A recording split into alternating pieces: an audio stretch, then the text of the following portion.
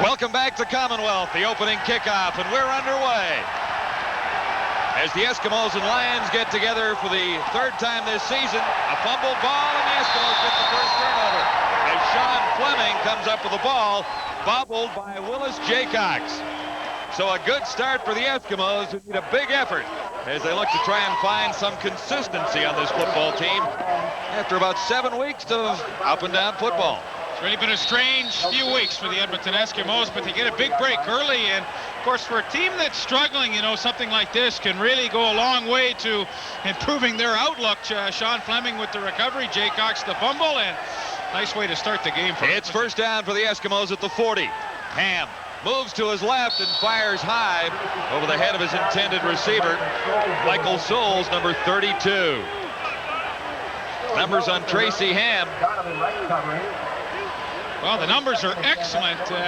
We talk week in, week out about his interception to touchdown ratio, which is impeccable. But as I said in the opening, Tracy Ham is the only guy on this team that can really come out and take charge by himself, and he has to do that early in this game. On 2nd and 10, Ham looks over the middle and has a target, but there's no catch. Henry Williams was the intended receiver. Ron Lancaster wants to get Williams the ball more frequently, but not on that play. Here's how the Eskimos line up offensively, with that core being together for the entire 1992 CFL season. The receivers are Henry Williams and Jim Sandusky, and new in the backfield this time is Darryl Colbert at one slot back for Craig Ellis, who is out. Souls and Walling are the running backs. And quickly, the Eskimos get set to try for 3. Of course, last week, Sean Fleming missed his first 3 attempts, and that was deflating for the ball club. So I think the pressure is really on this kick. And Fleming is wide again. He missed 3 last week, as Leaf mentioned. He's missed his first crack tonight. And the BC Lions escape a costly turnover on the opening kickoff. Robert Hardy leading the tacklers on Willis Jaycox, who held on to the ball that time.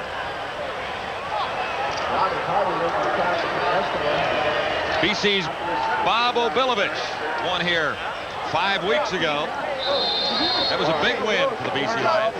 And in our conversation with Obi this morning, a really pleasant chat, and boy, if anybody ever doubts his burning desire to win, let me assure you, it's still there. He wants to win all the remaining games, and to have a season like this really eats away at him. Tony Kimbrough, and the pitch goes to Robert Mims.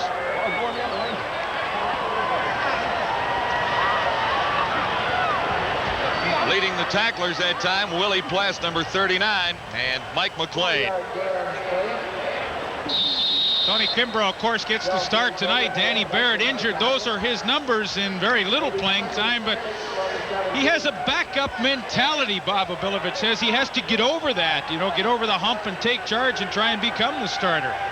Chance to showcase his abilities for the rest of this season and establish himself as a number 1 quarterback. On 2nd down, he finds a receiver, and that's Robert Mims one more time, and Mims will have a first down. Stopped by Dwayne Odoms. And this was a big part of the game plan when they beat Edmonton here a few weeks ago, were the screen passes. They had great success, so not surprising they try it early in this game again. And Robert Mims gets some good blocking up in front with Jamie Terrace and Steve Rhoda Huskers. And on their first possession, they pick up their initial first drive, and that's always a big confidence builder for a young quarterback. Yeah, another 16 yards for Robert Mims, who gets the call for the 3rd straight time. Mims slashing off right tackle. Finally tripped up from behind. Here's how the Lions line up with a veteran line, one of the best offensive lines in Canadian football, anchored by Ian Sinclair at center with Mills and Rhoda Huskers as the tackles outside. Ray Alexander and a newcomer, Albert Turner, number 81. Inside receivers are Clark and Darren Flutie, who moves to slot back for the 2nd game. The gain is 7 for Robert Mims, and this is 2nd and 3. Kimbrough stands in and has Matt Clark. That'll be a big first down for the Lions out across midfield. Dwayne Odoms leading the Eskimo tacklers once more.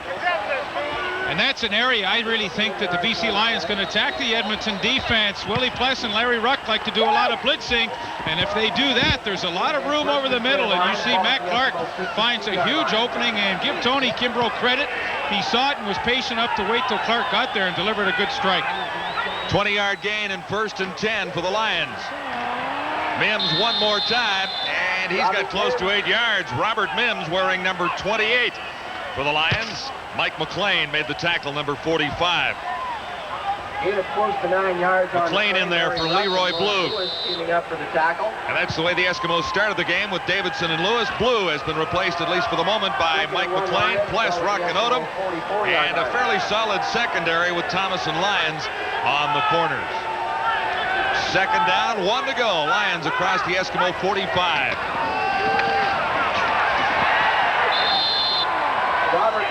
Mims carried the ball again and ran into Mike McLean. Initial pressure from Michel Bourgeau.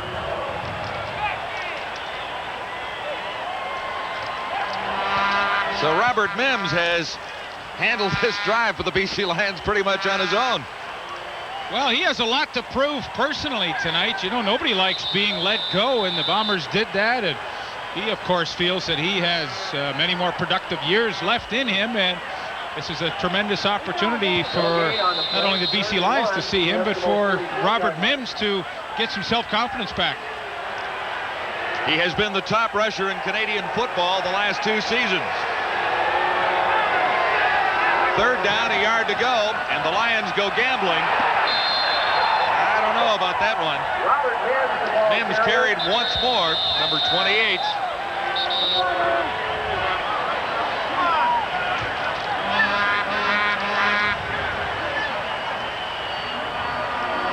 Actually, that was Lorne King, number 26. Now a trackside, and they'll measure to find out if the Lions made the 1st down. Coached by Donna Knight. How close is it, Leaf? Not that close. Enough for the 1st down. 12 inches at least. Lorne King, number 26, carrying for the 1st down. So this BC Lion drive continues for the moment. Going back to Mike McLean getting the start tonight. Leroy Blue did not practice during the week. A question of whether he would be healthy enough to play, and obviously they feel that Mike McLean is a little healthier, you know, can replace Leroy Blue at least on this opening series.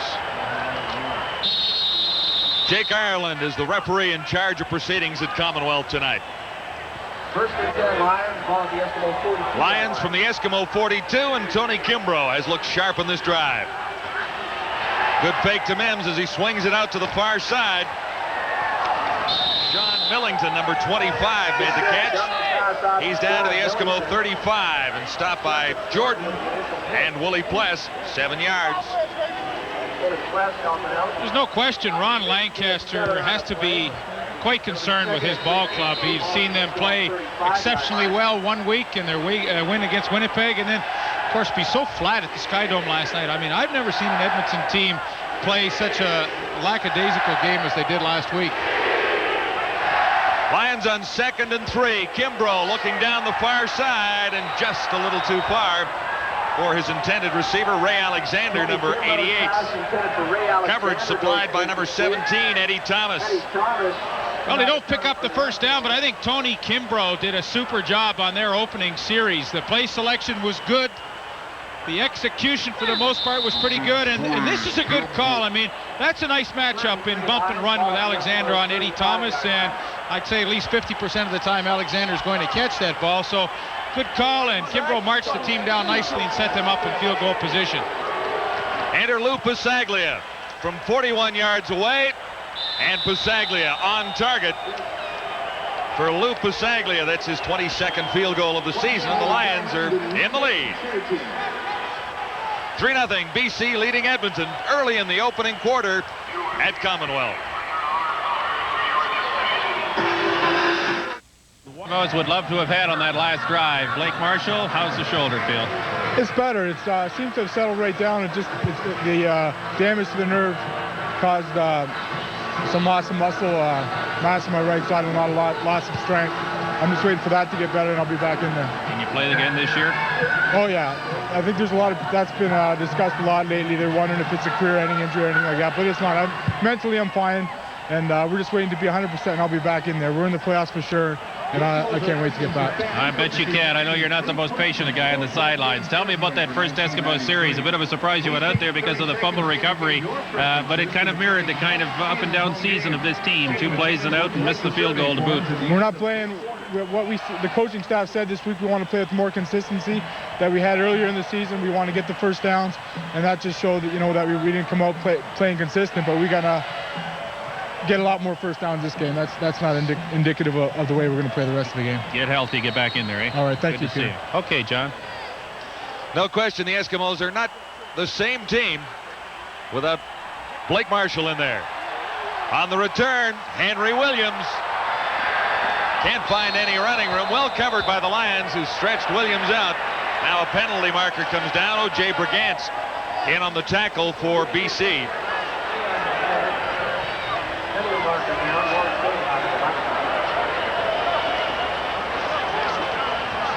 Tony Kimbrough on that last possession, good on 3 of 4 for 43 yards in a drive that covered 524. Illegal block. Edmonton number 40. First down. They got Benny Goodsleaf. They got him, and after missing a field goal, now you get a bad penalty and you start deep at your own 20. The Eskimos are really going to have to dig themselves out of the doldrums that they're in here. And although it's early in the game, I think this is a very important series offensively for them. Brian Walling missed last week's game, met by O.J. Brigance and Glenn Scribner. Scribner's a pretty good story for the Lions, number 72. A most pleasant surprise for Bob Obilovich at right end. He really is. He was playing tackle, and a few weeks ago they felt that maybe he would be even more productive at the defensive end spot. They moved him there. He has done very well. He has 5 sacks on the season, and no question about it, John, he is the most pleasant surprise on that team. 4 yards for Walling. This is 2nd and 6 for the Eskimos. Ham in trouble, and the big blitz was on from Ron Francis, number 14. He came in untouched. 9 yards on the play. And it's simple. The BC Lions looked at a game film from the Toronto game last week with Edmonton and saw the success that Toronto had blitzing their halfbacks, Brazeley and Donnie Wilson. So why not try it tonight and see if Edmonton can pick it up? They can't. Ron Francis gets the sack. They have Edmonton backed up, and their offense will get the ball back in tremendously good field position. But hey, that's watching a game film and saying, look, if they can't block it last week, why should they be able to block it this week? Harper's kick out near midfield, taken by Willis Jaycox, who has some room. And Jaycox was slowed momentarily, but he finds himself at the 41-yard line. Fairly decent return, and as you said, great field position for the BC Lions. Dwayne Odoms led the Eskimo tacklers, and the Lions are poised to score again. They already lead 3-0. Congratulations to section. Bring your contribution. The Eskimos opened this 1992 CFL season with a 37-26 win over the Lions in BC. The Lions came back and repaid that with a victory 34-20 on September 11th right here at Commonwealth Stadium. Game 3 is tonight. Here's Peter Watts. Real concern at the Eskimo bench about the way they handled that first British Columbia drive. Concerned about the toss play and the screen pass to Mims, who's been away from the game for 7 weeks, but who took some hits early and looks like he's in mid-season form. He looked rather sharp on that drive, Robert Mims, in his first game as a BC Lion. See what Tony Kimbrough has up his sleeve here and now with a 1st and 10 Lions at the 41.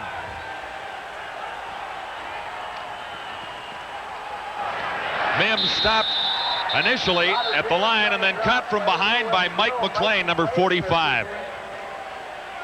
Willie Flash with an assist on the tackle.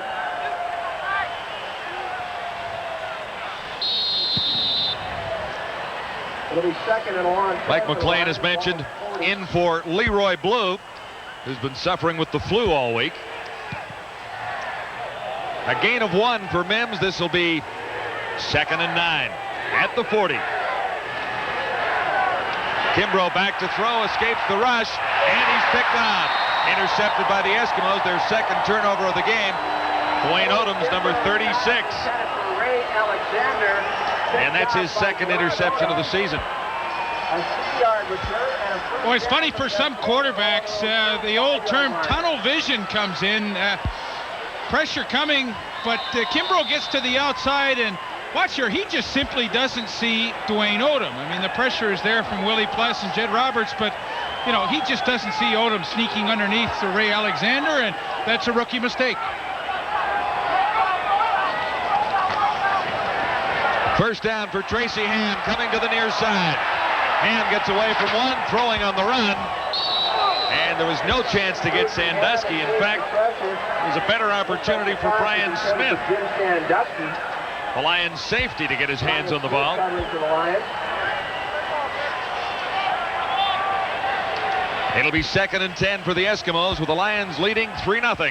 And of course, sorry, John. Of course, for the Edmonton offense and Tracy Ham, the longer you go without picking up that first down and generating any type of offense, I mean, the more the pressure builds and mounts and the tighter you become, they really need something good to happen quickly. From the shotgun on 2nd and 10. Ham has time but can't find a receiver. Now he steps up and fires. Sandusky makes the catch. It'll be a first down for the Eskimos. Sandusky in front of Brett Young. Tackled by Brett Young. That is Jim Sandusky's 69th pass reception of the season, and I would venture to say that he's caught at least 40 unscrambled plays like this. Ham initially a good pass rush, and he slips away. I mean, he is such a slippery character, and then Sandusky improvises, and this is where he is at his best. And boy, that's a big first down for Edmonton. They have to try and get the monkey off their back and something going. 18 yards for Sandusky. First down for the Eskimos, and Walling gets the call. He gets across midfield to about the 53. Stopped by O.J. Brigance. That was career pass number 2,000 for Tracy Ham. And in passing yardage, moving in on 19,000 yards through 6 seasons in the CFL.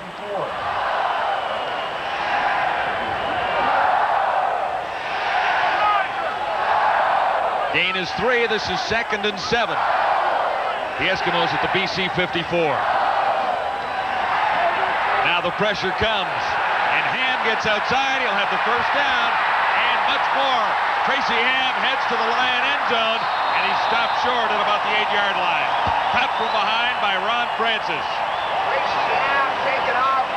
That's what makes Ham so dangerous. And a very positive sign for the Eskimos. They catch the BC defense in man-to-man coverage with trips receivers to the wide side of the field. That means when Tracy Ham breaks the contain of Stu Hill, he has a tremendous amount of open field, and as he glides by Donovan Wright, you see the tremendous speed that he also has. I mean, he's a beautiful runner to watch, and a very positive sign when he'll take off with the football early. First and goal to go at the 8. Brian Walling stopped in the backfield. Good play by Paul Wetmore, number 35.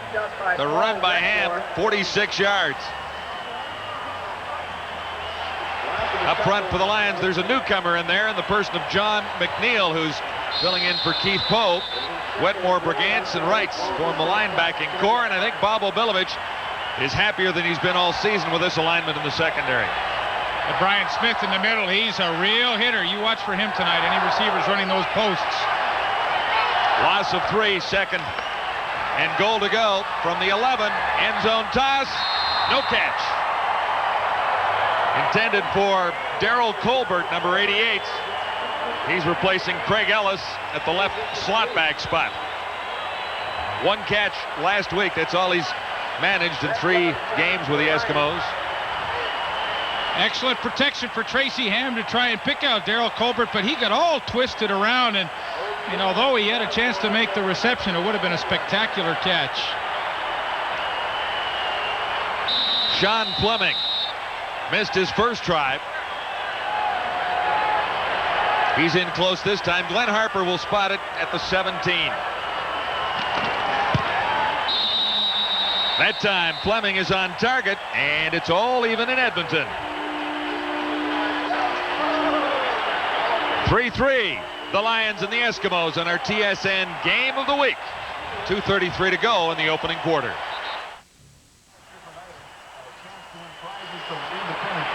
Let's go back to that great run by Tracy Ham and how it occurred. I mean, you've got man-to-man coverage, all these receivers in the back coming out of the backfield. Watch eventually how it's going to open up. And Tracy Ham sees this. Okay, stop it right there. Hey, there's the lane for Tracy Ham. He sees it quickly, man-to-man. The defensive backs can't leave their receivers, and Tracy Ham with that great stride is downfield. And you know, as I mentioned, 46 yards, a very positive sign for the Edmonton offense. When he decides he's going to run, I mean, he is tough. He is the Eskimos' leading rusher. The kickoff. And Willis Jaycox ran right into two Eskimos. Penalty marker down near the 40-yard line. Willie Pless leading the Eskimos downfield.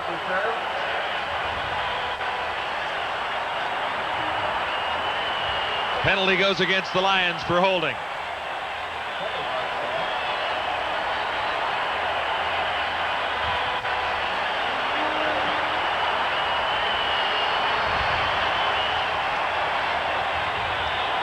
The Lions have turned it over 2 times already, and now we'll start in tough field position. Inside the 20. Holding, BC number 25. First down.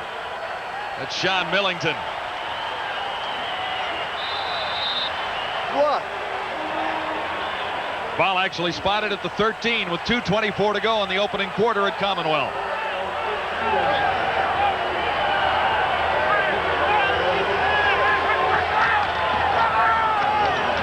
Good fake by Kimbrough that time. On the run to his right and behind the intended receiver far side.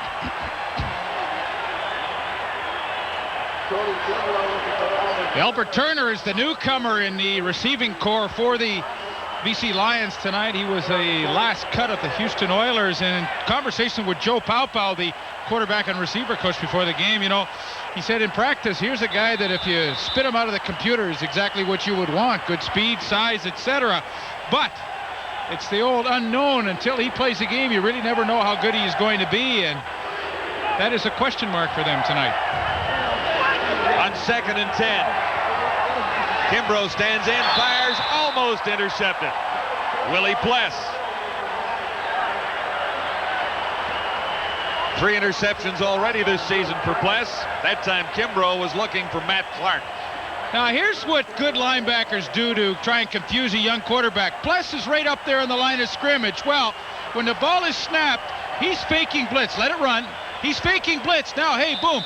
He steps out of there, and he is back to cut right across here when the ball is in the air and make the play. But that's how you try and confuse a young quarterback. All of a sudden, Kimbrough's thinking, hey, I better get rid of this thing quickly. And all of a sudden, Pless has dropped back deep into zone coverage. Lou Pasaglia will kick from his own end zone. Henry Williams waiting near the 50. It bounces back and rolls out, so no return, but the Eskimos will be happy with where they begin this next drive. 30-yard punt for Lou Pasaglia. Lou was saying before the game tonight, the balls are starting to feel a little harder at this time of the year. A pretty chilly night here at Commonwealth Stadium. And those punts and field goals a little tougher on the foot we get into the fall season. Chilly night, but not all that bad with a minute to go in the opening quarter. 3 receivers to the near side.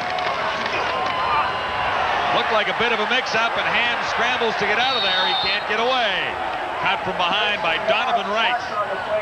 And Donovan Wright has been a real project for the BC Lions this year. A converted defensive back to linebacker.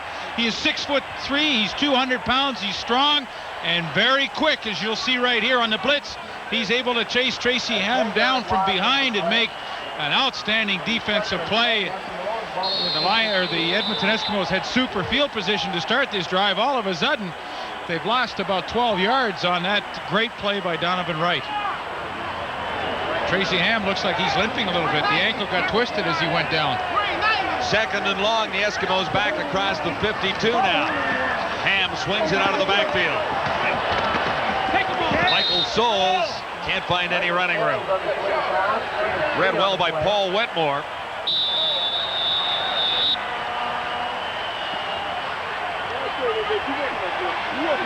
making a 2-yard gain on the play. Couple of changes in this one tonight. Daryl Colbert, who played with the Eskimos in 1990, is in for Craig Ellis out with a bad ankle. Brian Walling, who missed last week, starts at running back for the Eskimos. Tony Kimbrough in for Danny Barrett, who's out with a shoulder injury and may not be back before the season's over. Robert Mims in for the CFL's leading rusher, John Volpe, out with a knee problem. Harper, good kick. Bouncing past Willis Jaycox.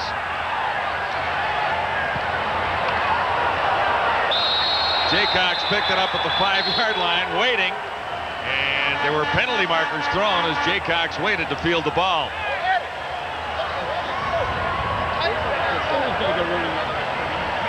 Joe Miro and Dan Murphy. Is this boxing or football? Watch this. There's some good shots there.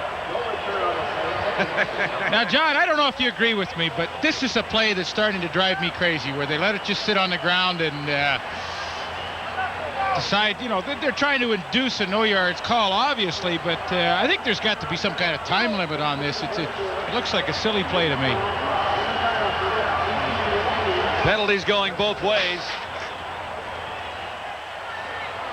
And the Lions have horrible field position. Starting at the 7-yard line.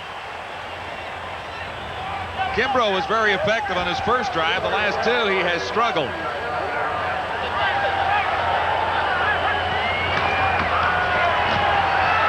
Robert Mims tries to find some room to the outside and couldn't get away. Willie Pless, number 39, who leads the Eskimos in virtually all defensive categories up front, at least. That's the end of quarter number 1. We'll return to Commonwealth in our game of the week. All even so far.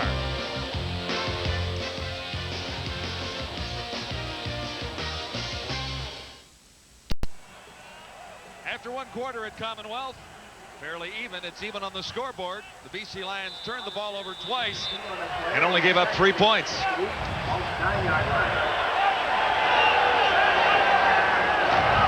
Second down, Lions. From the 10, Kimbrough has running room far side, and he should have the first down. There's a penalty marker down in the Lions secondary. I'm just wondering if that penalty is the receiver going out of bounds and coming back in, and he might not be eligible. Defensive holding, Mike. Yeah! Ball!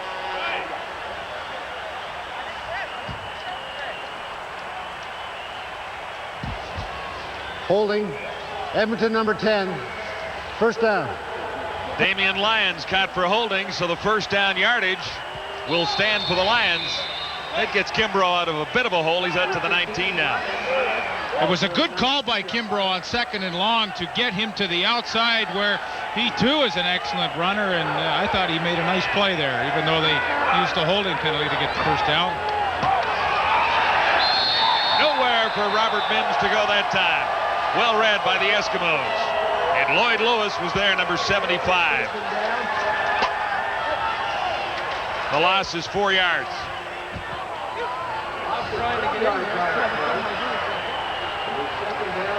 Look back at this play from last week in the Ottawa-Winnipeg game, Leaf, and every once in a while it works. I agree with you that they wait too long, but yeah, I don't like it when pulls it off. I don't like it when it just sits around, but on the other hand, let's give credit where credit's due. That was a pretty nifty play they ran last week, but when they just kind of kill it, I don't like that.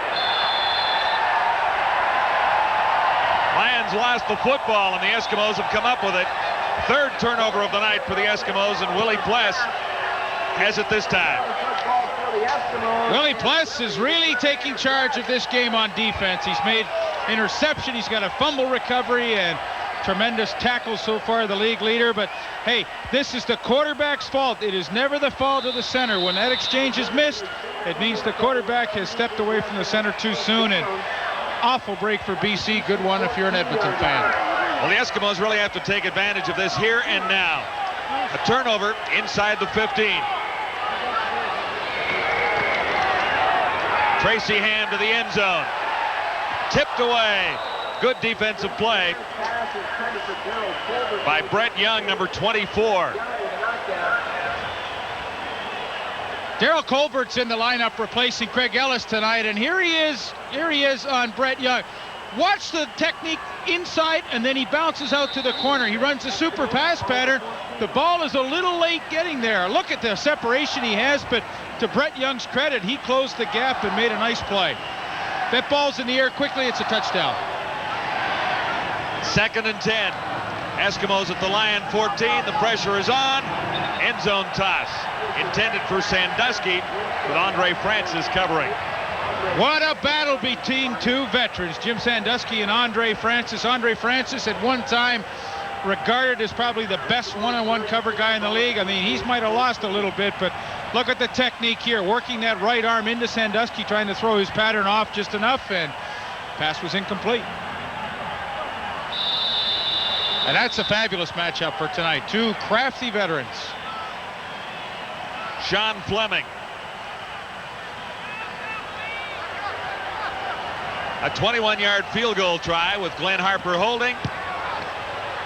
And Fleming has hit 2 in a row. The Eskimos have the lead for the first time. Sean Fleming is good from 21 yards out, and it's another yellow pages. Sean Fleming has given the Eskimos a 6-3 lead, and the BC Lions were early in the second quarter at Commonwealth. The first BC Lions offensive series was the Robert Mims show, but the Lions have to establish more than just Mims if they expect to win this football game. And since that first series, their offense is bogged down rather badly. Tony Kimbrough has got to steady himself. He's got to get some of his receivers into the game. I think we haven't seen Ray Alexander have a chance for the football yet tonight, and he is the most dependable of the Lions receivers. He's got to get the ball pretty soon, I would think. That's an interesting point that Peter makes, because Bob Abilovich felt that their wide receivers match up very favorably against the Edmonton corners. Here's what's ahead for the rest of Week 15. Key game for the Argos at home against Ottawa. Hamilton continuing to lead the Eastern Division, matching up against Winnipeg at Winnipeg Stadium, and Saskatchewan at Calgary, as the Green Rough Riders still have a chance of catching up to the Eskimos. The Calgary Stampeders are trying to put a solid lock on top spot in the Western Division, currently leading Edmonton by 4.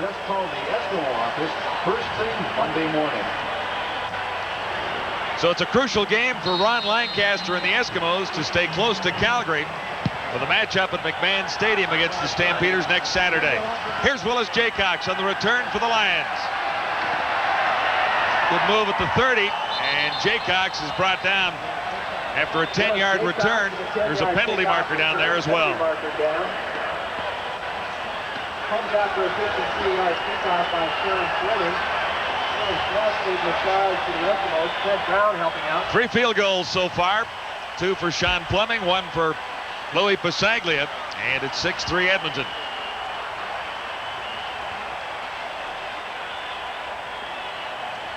Three of 7, 43 yards, and the interception. Well, in the opening series, he was 3 of 4, so he's missed his last 3 pass attempts in a row.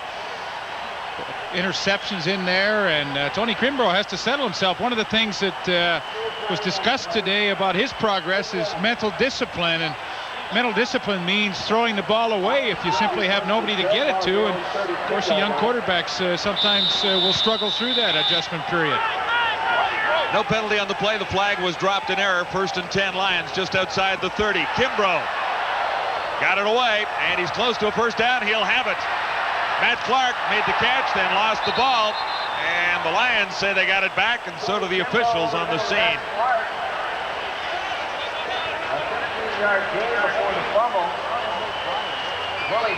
Give Tony Kimbrough credit. The pressure is coming. Benny Good's 40 right up at him, but he sidesteps him and then throws a strike to Matt Clark. And boy, what a nice catch that was in front of Enos Jackson. Work back towards the quarterback, keep that separation, and get a bit of a break. Plus knocks the ball loose, but the BC Lions able to recover. It'll be a first down for the Lions at the 51. Robert Mims stumbles crossing the line. He may have a yard. It's unfortunate for Robert Mims. They open a pretty nice hole for him to get through there.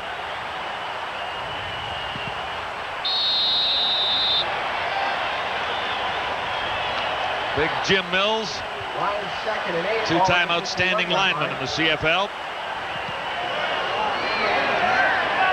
1990 and 1991. The gain was 1. This is 2nd and 9.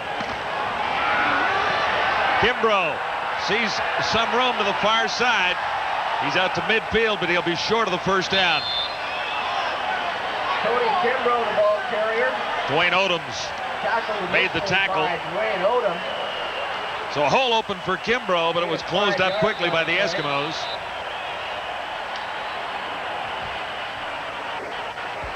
This looks like a young Tracy Ham here, Tony Kimbrough. He sees the lane open, and it's a good choice for him. He doesn't pick up the first down, but he coughs up the ball too. BC Lions are lucky they retain possession again, but that was a good choice for Tony Kimbrough. As a young quarterback, if he sees the opportunity to go, I think he should take it. 3rd down, and Lou Pasaglia is in, standing at the BC Lion 41. And the good thing about that drive is they got a few first downs, got themselves out of trouble, and can now reestablish that field position in their favor. They fake it, and it will be a first down. Ryan Hansen, number 34 on the direct snap. Well, perfect field position to try this. They're at midfield with a couple of yards to go for the first down, and I thought it was a great call by Bob Obilovich. Ryan Hansen, the direct snap, and he's got a few blockers in front, and so they will keep this drive going. And Bob Obilovich, not known throughout his coaching career as a great gambler, but at this point in the season, it looks as though they will not make the playoffs. Why not give it a shot? An absolutely perfect call when it works. Oh, yeah. And it did. Always.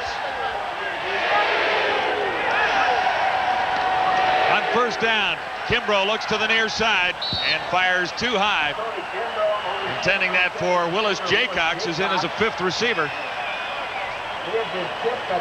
And this is a offensive formation that they put in for this week, and quite simply Robert Mims comes out. Willis Jaycox, number 80, comes into the ball game, and you will see him come out of the backfield from motion. You will see him line up 4 receivers to one side, and you know, it puts the Edmonton secondary in quite a bind. That's a lot of speed on the field. Jaycox, a former Saskatchewan Rough Rider. And again, Kimbrough fires high for Jaycox. They had the same play set up. That was not an oil painting, that pass. Maybe he was expecting Jaycox to be a little taller. I don't know. Well, often these hitch passes are the most difficult ones to complete. You know, you're throwing to a stationary target. There's no timing involved, but he just airmailed that thing over everybody.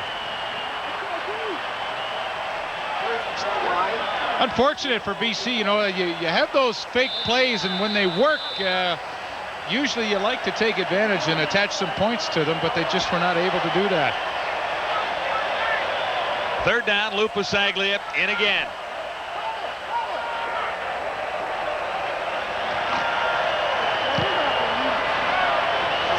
Pasaglia bouncing it down around the 25. Henry Williams surrounded by BC Lions, and there was nowhere to go. Carl Coulter leading the tacklers that time, number 59. Pretty solid special teams player for the Lions. 9:33 to go till halftime. Not much scoring so far. 3 field goals is all. 2 belong to the Edmonton Eskimos, who lead by 3. Join us tomorrow from Northlands Raceway in Edmonton for the $200,000 Stuart Fraser Memorial Pace, beginning at 6 o'clock Eastern Time on TSN.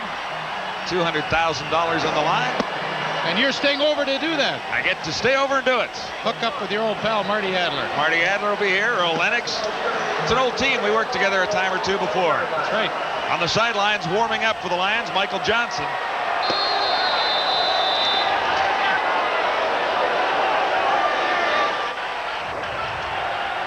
Eskimos 1st and 10. And well read by the BC defense. Brian Walling got the call. And John McNeil, number 95, a newcomer, was right there. 6'5", 270 pounds.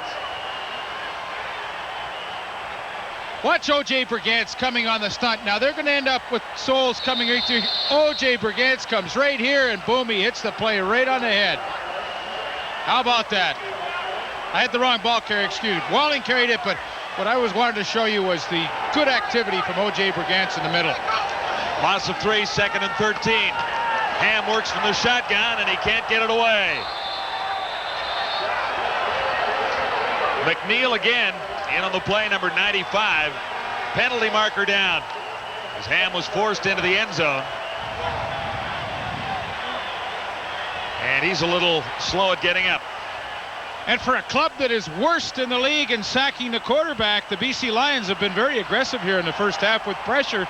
And now the sack by John McNeil. And this will be an interesting penalty call here. Whether the Edmonton Eskimos sure are backed up. Holding BC number 14. Repeat, second down. It was Ron Francis, number 14 for the Lions. What a break that is for Edmonton. He's played 5 games so far this year, a rookie out of Baylor. J.J. Celestine is in at one wide receiver spot, flank to the near side. And this time, they do open up a hole for Brian Walling, number 34. Out last week with a thigh injury. Walling stopped by Donovan Wright.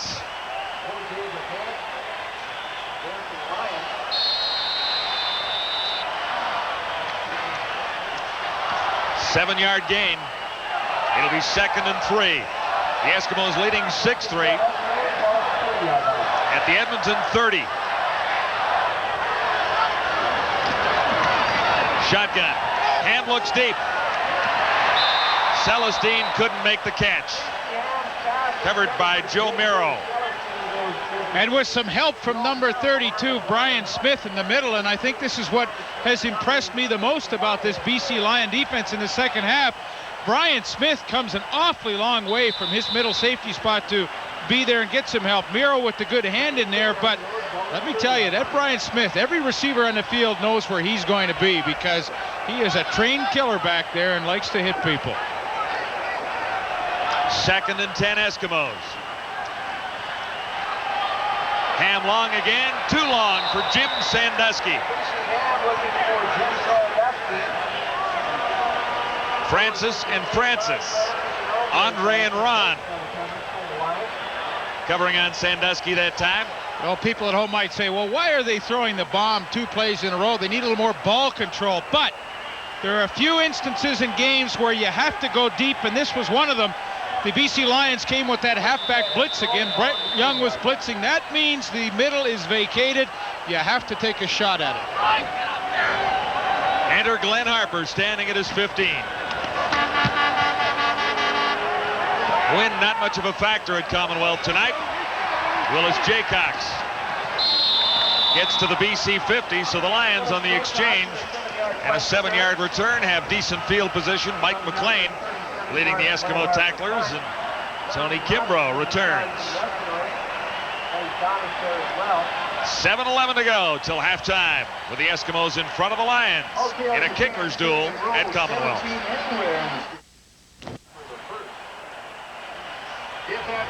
Well, the BC Lions have had a few problems this year. They were off to an 0-8 start and have allowed a few too many points overall and a few too many turnovers. They won 3 games in a row and now have lost 3 games in a row. The record stands at 3-11. At every Eskimo home game this season, Marquardt Warehouse presents a special autograph. Interesting, the new owner, Bill Comrie, when he took over leadership of the club, said that for every game for the rest of the season that the Lions won, they would get back that 15% in their salary. Took away, right? Yeah, well, Larry Smith took it away. Yeah. But that they would get that back, and he figured that would be a pretty good incentive, right? Wrong. That's when they started to lose 3 in a row. So you figure it out.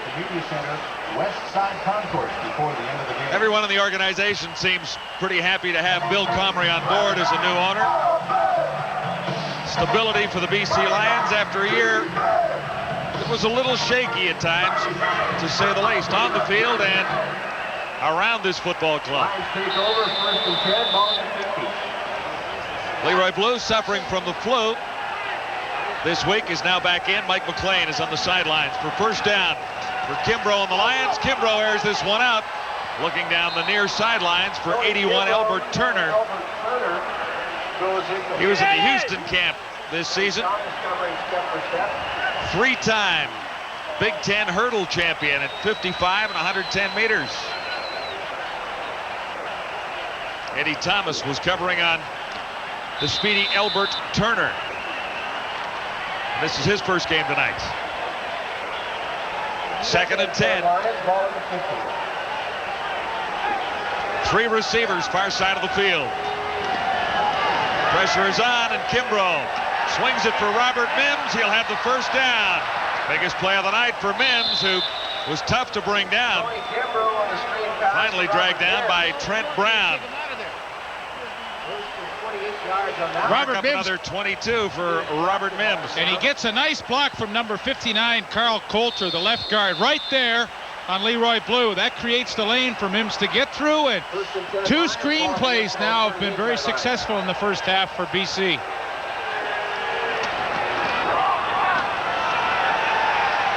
Mims again. I don't know, he looks pretty sharp to me, Leaf.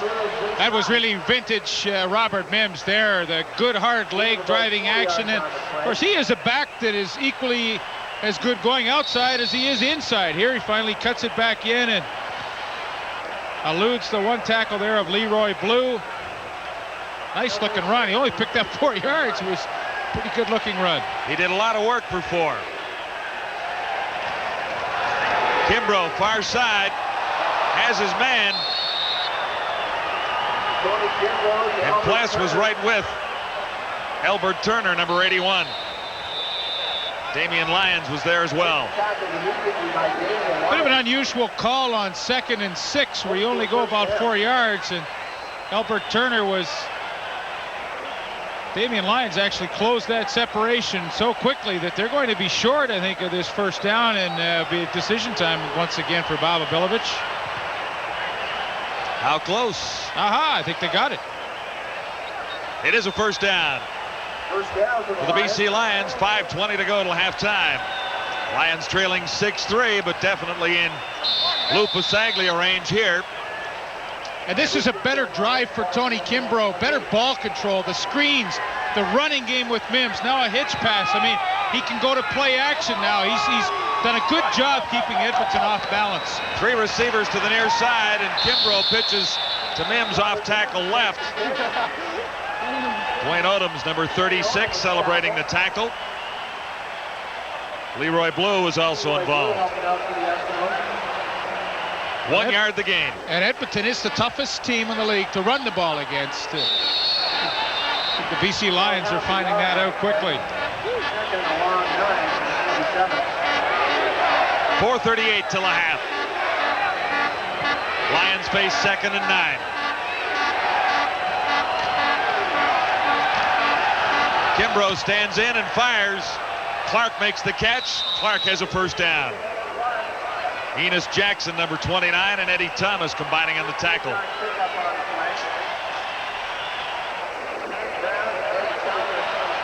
Here's what you get out of the trips. Here's Turner down here. You get Darren Flutie out here. Now, look at all the field that Matt Clark gets to work into. I mean, that's a lot of drawing on the screen, but it illustrates what the trips formation can do. See all the field that Clark has to work in, and he runs a nice pass pattern, makes the catch, keeps the drive going. 1st and 10 at the 15. Robert Mims is halfway to the goal line. Larry Ruck, the Eskimo middle linebacker, number 47. And a good hole opened up for Robert Mims.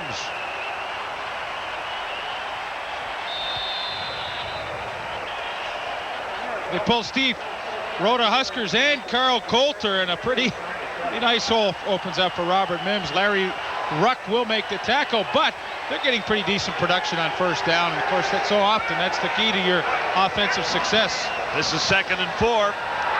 Touchdown! Sean Millington, number 25. And that's his first of the season. Yeah, it took a while for Sean Millington to pick up his first, but nice hard running. Number 53, Leo Groenwagen, with a good block to turn out Rob Davidson. Sean Millington hard running up inside and into the end zone, and of course the ball comes loose, but he's broken the plane of the goal line, and nice touchdown. Great drive for Tony Kimbrough. Certainly was. Robert Mims, a big run. Matt Clark, a catch. Sean Millington with his first touchdown of the season from 8 yards out. Lou Pasaglia has the Lions now in a 10-6 lead on the Edmonton Eskimos.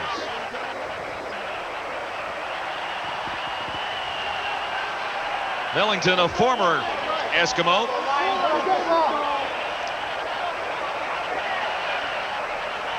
Out of SFU.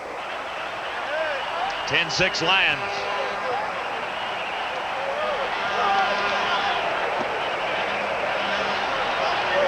It was a first-round pick by the Eskimos, Sean Millington. Here's how he did it. Yeah, and a lot of interesting things happen on this play. Millington's going to take it this way and cut back. But watch Carl Coulter right here. The block on Willie Pless. You be the judge. Is this holding or is it not? See, right here. He didn't get caught, but Sean Millington, give him credit. That was a nice cutback and reading the blocks of your offensive line in front of you. No wonder he's happy down there, Lee. First touchdown of the season, first CFL touchdown for Sean Millington. Pasaglia to kick off for the Lions. 3:17 to go till halftime, and the Eskimo problems continue. They could use a big return here. Decent for Darryl Colbert. Out across the 35. 8 plays to cover 60 yards. In almost 4 minutes, Sean Millington finished it off with the 8-yard touchdown. And we talked about Tony Kimbrough having maybe a backup's mentality. Every place he has been, he's been the backup quarterback, and you kind of can get into a pattern of really not worrying about starting. But now, hey, he's the guy. He you know, if he plays well, he has a chance to be the starter on this ball club. And Bob Bilovich says he needs to be hungrier. I think he's been pretty impressive tonight. He's made a few mistakes with the interceptions, but young quarterbacks are going to do that. You'll have to suffer and live through that. But that was a nice drive. 8 plays. Tony Kimbrough had some success earlier this season and lost a game. He was good on 30 of 56 passes, 456 yards and 3 touchdowns in a losing cause early in the season against Hamilton. And he was the player of the week. Ryan Hansen is the injured BC Lion. Well, Darren Flutie told me before the game that nobody works harder in practice, and you know, he wasn't just blowing some smoke for Kimbrough. He said, hey, this guy has a chance to be good, and you know, I trust Darren Flutie's judgment. He practiced with a pretty good one throughout his career, his brother. Bob Bilovich says he's got a very solid arm too, and he has the running ability.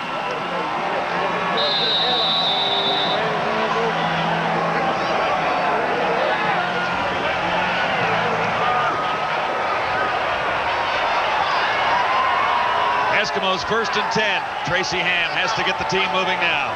From the 35. Ham near side. And he has contact with J.J. Celestine, number 74. Big play for the Eskimos offensively.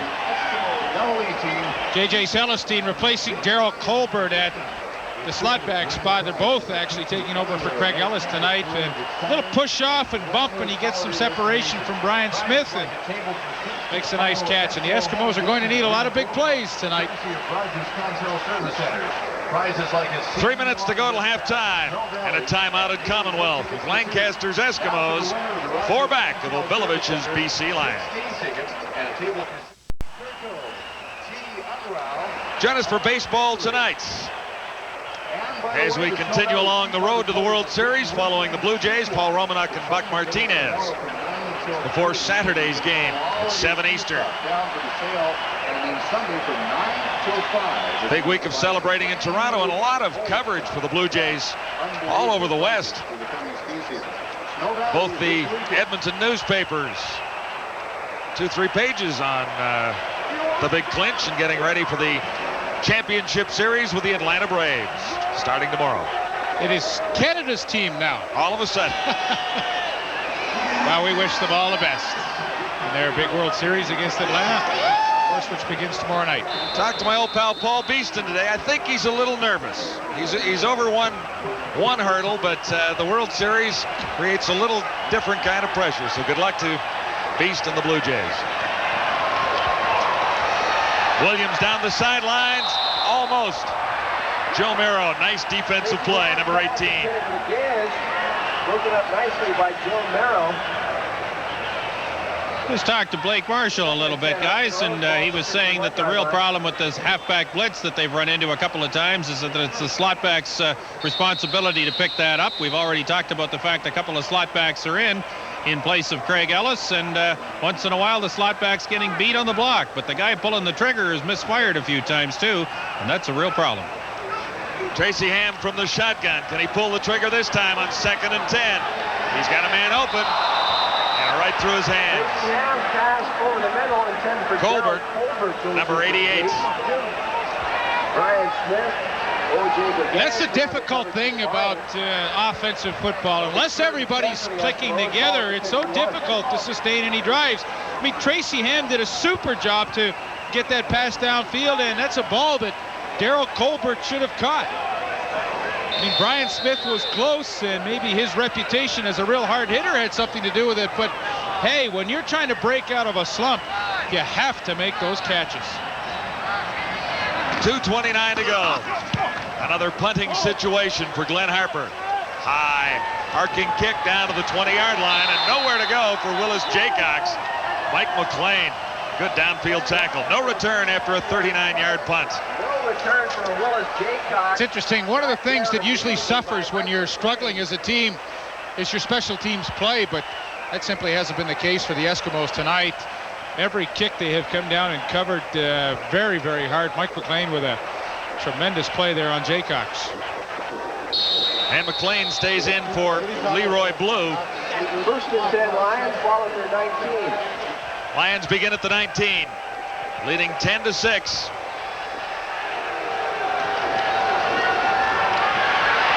Kimbrough ducks the charge. Good play by Tony Kimbrough, who's out to the 25. Stopped by McLean.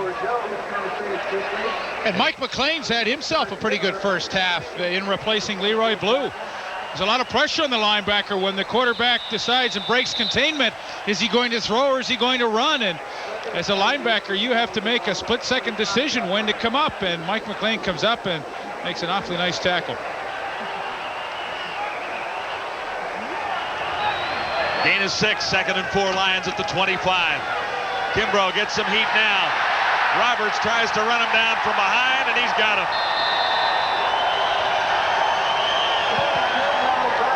Jed Roberts. Benny Goods. Replacement for now. Goods must be shaken up, but I haven't seen him on the sidelines down there.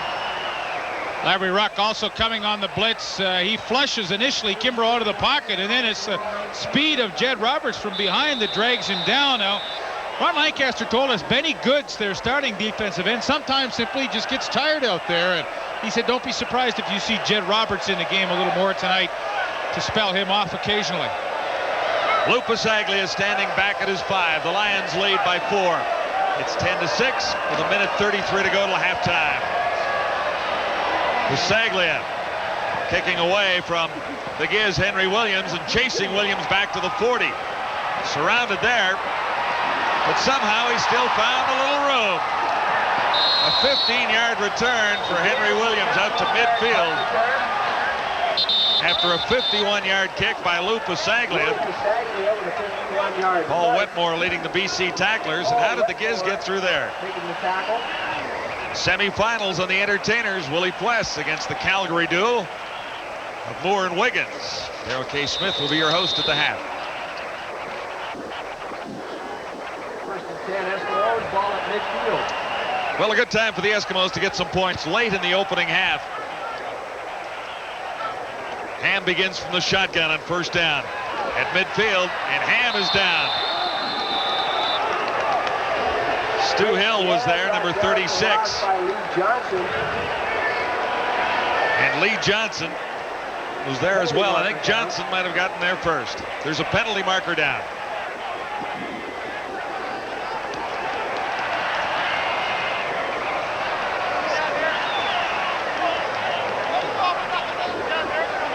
They're marching this off against the Lions.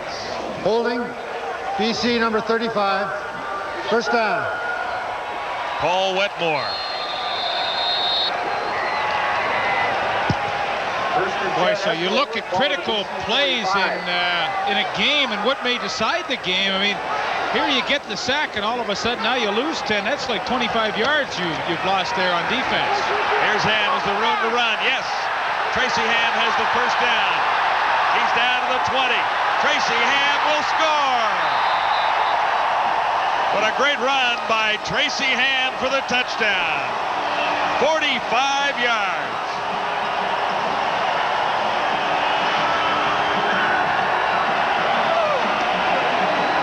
Great acceleration after he found a little open field. And to their credit, his receivers did a nice job picking up some blocks downfield for him. But, you know, there's certain points in the game where Tracy Ham has to take control, and this obviously is one of them. No receivers open and some tremendous open field running. What a touchdown. That is beautiful. So you get the sack by Jed Roberts, the big holding penalty, and now Tracy Ham takes advantage of it, and he's got his Eskimos out in front 13-10.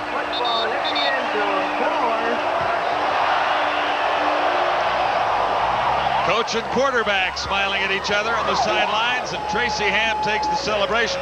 Got a couple of good blocks in here, Leaf, by Celestine and Sandusky. Actually, Darryl Colbert threw one in there too, but you know, that's a good decision by Tracy Ham. The receivers have been having difficulty getting open, so I mean, he has to run with it. It was a tremendous choice, and then his athletic ability just did the rest. That touchdown with a minute to go in the opening half. It's funny, I think that sack by Jed Roberts could turn out to be a key play in this game.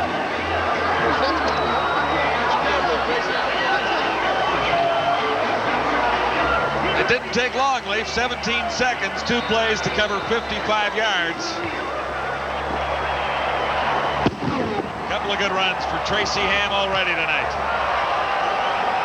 Eskimo kickoff, taken at the 20. Willis Jaycox. Jaycox, room to the far side, slowed down by number 36, Dwayne Odoms. And the kicker, Sean Fleming, is in on the tackle. Lancaster said he didn't want number 3 in on too many tackles down there. Now, he's supposed to be the safety, you know, in case somebody breaks through, but he's one of these guys that likes to stick his nose in there. In fact, he had one of the hardest hits that I've seen all season. I can't recall which game it was. Hamilton. Was it the Hamilton game here? He really. On Lucas, right? David Lucas, that's right. He just cranked him down the sidelines. It made our Plays of the Week feature. So 51 seconds left. There's still lots of time for Michael Johnson, who's in at quarterback now, to direct this offense to some more points. Not on this play, though. Larry Ruck was through. Really surprised at a quarterbacking switch unless something is wrong with Tony Kimbrough. Michael Johnson getting an opportunity to play. His numbers on the season, 41%, 4 interceptions and 4 touchdown passes. You see right there, but I'm a little surprised at a quarterbacking change at this stage of the half. Kimbrough watches. Johnson lost 7. This is 2nd and 17 into the final 30 seconds now. For Darren Flutie. Michael Johnson, Darren Flutie. Willie Pless made the stop. And we're nearing halftime with 20 seconds to go. I think that's the first catch tonight for Darren Flutie. Last week, playing slot back, he caught 7 in his debut at slot back, but here, Flutie coming all the way across the field underneath, and pretty tough to pick up the first down. He had Dwayne Odom and Willie Pless eyeballing him all the way across the field and ready to pounce on him as soon as he made that catch. Pless has had his usual outstanding first half of play. He, of course, leads the CFL in tackles. His partner Larry Ruck is in 5th place in that department. Shows you the kind of production they get from their linebacking core here in Edmonton. Of course, their defense is predicated on great linebacking play. Front 3 sell themselves out and take a lot of gap control so the linebackers can shine and make most of the tackles.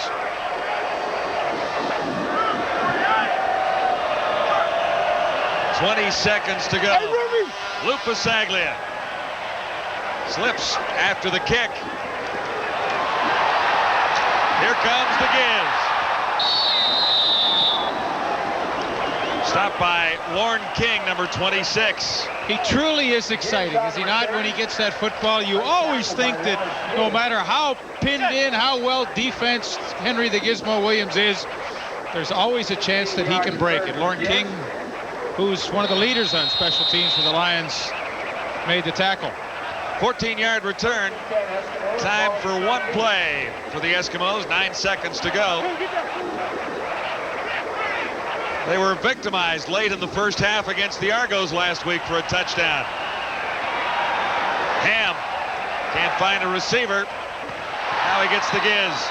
Hit immediately after the reception by Brett Young.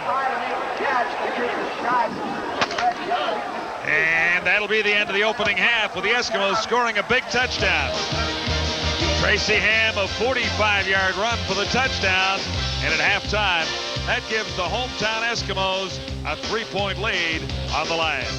Stay with us for halftime. We're live at Commonwealth tonight.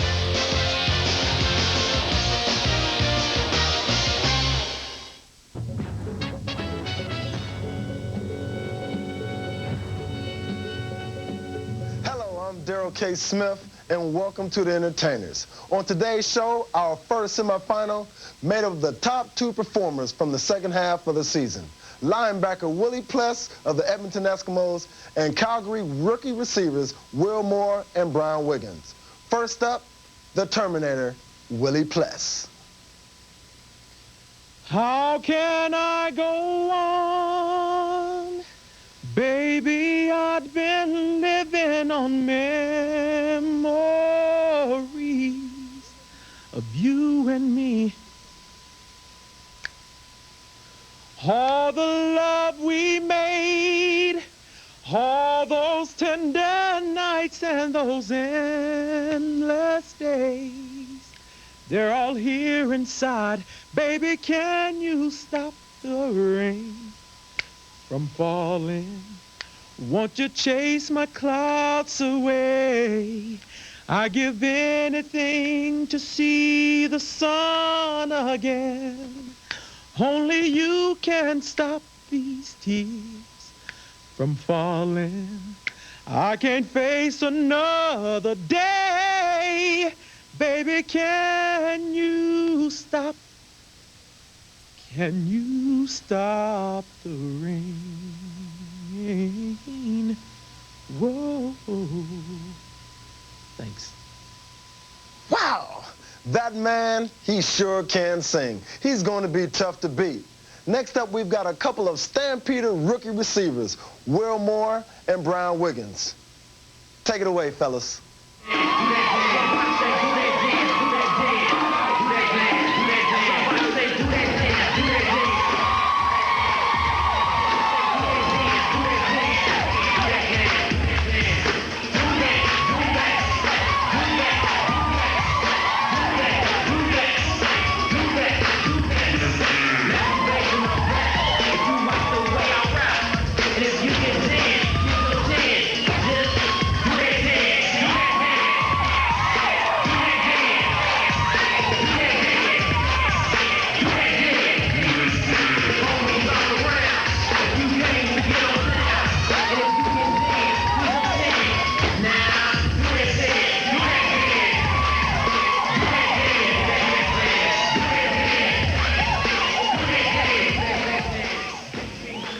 Hey, another good one.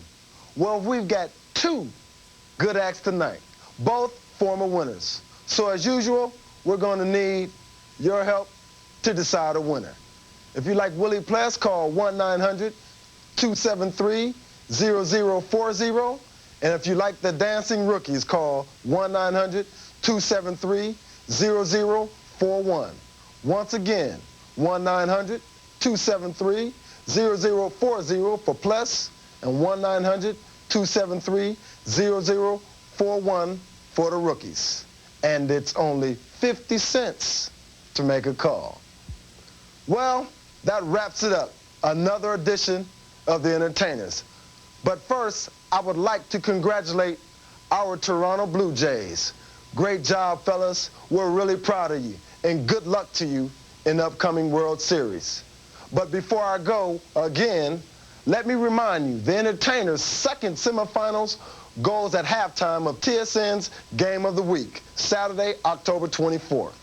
Until then, I'm DK Smith, and I'll see you next week for another edition of The Entertainers.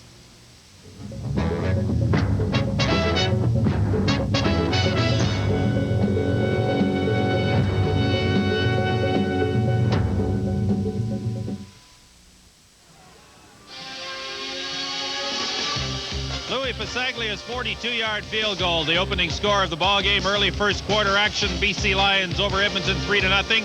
Sean Fleming followed with a 17-yard effort for the Eskimos to tie the game, still in the first quarter.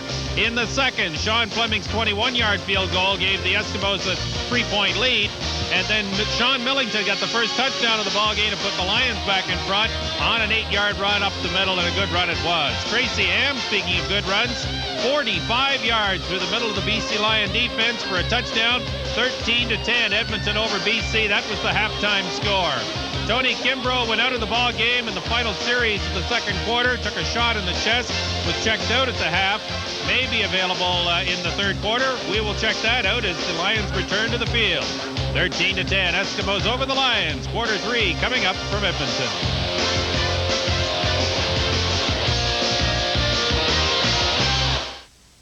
Eskimos leading 13-10. Fairly close all the way down until you get to net yards. That favors the BC Lions. Time of possession favors the Lions by 6 minutes. But Tony Kimbrough is down a few points, and we don't know if he'll be back and playing in this second half or not. He was checked out at halftime, as Peter mentioned. I guess we'll wait and see.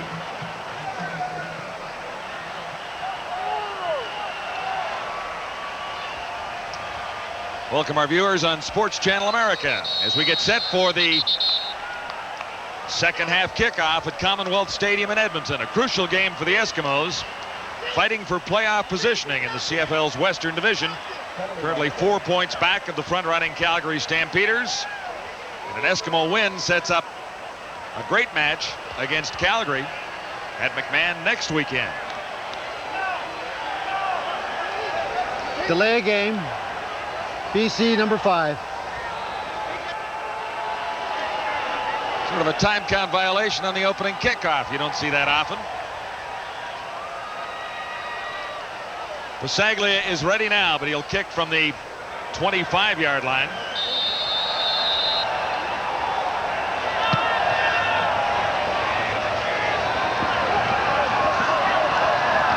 Colbert starting at the 31 and surrounded near the 46-yard line. Sean Millington leading the tacklers for BC, along with Donovan Wright. 15-yard return, and Tracy Ham has the Eskimos in the lead. Dramatic touchdown in the final minute. The numbers so far. Kimbrough with 100 yards passing compared to 55 for Ham, but Ham had that 45-yard touchdown run and 91 yards in 2 rushes. It really shows you Tracy Ham when he's at his best. He's not throwing the ball well tonight, but the rushing has been the difference in this game. Robert Hardy breaks a couple of tackles. He's still going. Hardy has room down the near sidelines. Tries to run over Francis. He did. Ran over Andre Francis and then was dragged down by Ron Francis. What a great run by Robert Hardy.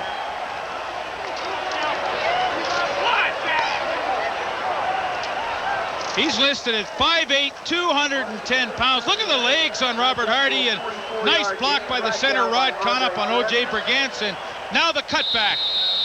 Good cutback there, and boy, watch this. He runs right over Andre Francis. He lowers the boom on him, and those legs are churning. He fumbles. It doesn't matter. It goes out of bounds. What a run by Robert Hardy. 46 yards, and the Eskimos are set up deep inside BC territory. Some running room for Ham, but he looks to the end zone. Sandusky can't quite bring it in. Andre Francis covering on Sandusky, who got behind the coverage and had it on his fingertips. And another example of Sandusky when the broken play starts. He just is able to elude Francis deep in the end zone. Almost makes a spectacular one-handed catch, but so many times his receptions are a result of Tracy Ham scrambling and then Sandusky finding an open spot.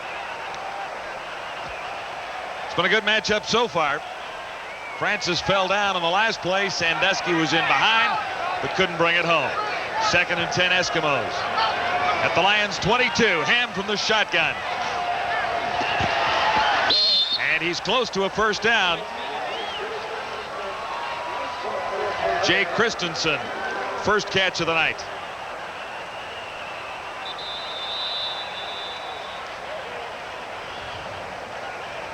Jay Christensen, a good possession receiver in the 15-16 yard range with a nice catch to come up just about a half a yard short, I think. They'll measure.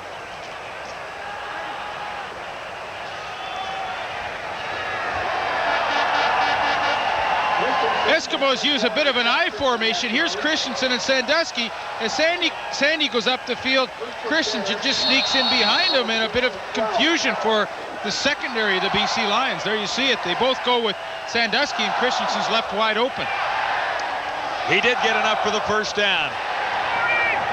Eskimos now at the 12 of the Lions. Edmonton leading by 3 at 13-10. Ham can't get away from the pressure. Caught by Stuart Hill, a former Eskimo. Hill in there quickly. And that's, of course, what Bob Abilovich wants, and that's the way he thinks he can beat Tracy Ham, is when Ham stays in that pocket, he can get that pressure up the middle. Now, the coverage also plays a big part in that sack, too. There's Ron Francis right on Sandusky. That was the primary target, but the pressure came, and Tracy Ham just couldn't get the ball away. Third sack by the Lions, a loss of 5. 2nd and 15. Ham from the shotgun. End zone toss. Too far. Ron Francis covering on Darryl Colbert, number 88. And that pressure really saved Ron Francis's bacon there, because Darryl Colbert was in behind him, and Ron Francis was beaten on the play, but the pressure up front from Stuart Hill and the rest of the gang really saved him. Tracy Ham had to throw that ball before he was ready, and Colbert could not make the adjustment to it. An injured Eskimo, Rod Conop, 67. He was shaken up a couple of weeks ago and hasn't been at the peak of health the last couple of weeks. 11th year out of Laurier. Western All-Star in 1991. An All-Star for the 4th time.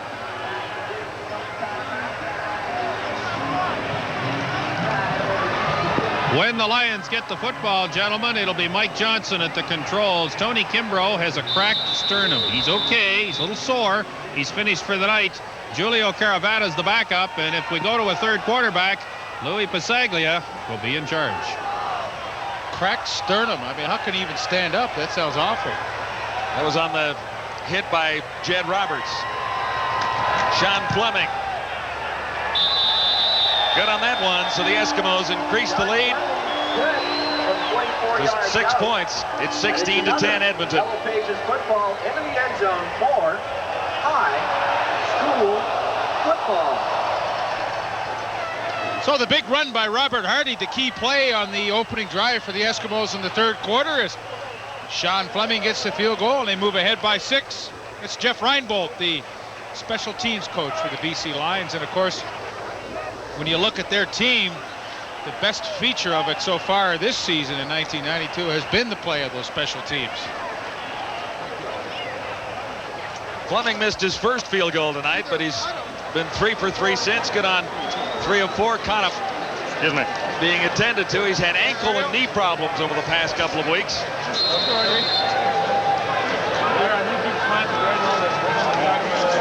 Those shoes won't fall off now.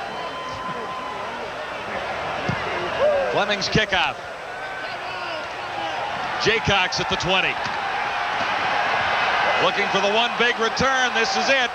Out across midfield and into Eskimo territory. Again, Fleming in on the tackle. A 32-yard return for Willis Jaycox. Ray Alexander looking for his first reception tonight. He's been bothered by a hand problem. You see the distribution throughout the receiving corps in this game tonight. John mentioned a hand problem. He's got a bruised palm of his hand, and painful for him when he's out. There was some question whether he would in fact play tonight, but the hand well enough to play, but he's still yet to catch his first pass.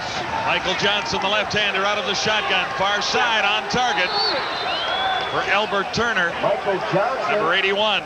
And a good read by Michael Johnson as he begins their opening possession of the third quarter. Edmonton staying off in his own defense. He has Turner on the out, and he knows that there's no way that the halfback, Stefan Jordan, can get out underneath it. Good recognition of the defense he saw, and a nice completion. First down Lions. Now inside the Eskimo 40 at the 37. Robert Mims. And this should be a first down. He lost the ball, and the Eskimos get another turnover. Willie Pless, who else gets the fumble recovery? Seems like he has done everything tonight. An excellent trap block by Carl Coulter, and a tremendously big hole for Robert Mims, and he just simply drops the football. I don't think anybody touched it. Fourth fumble recovery of the season for Willie Pless. So go along with 88 tackles, 7 sacks, 3 interceptions. Fourth turnover by the Lions.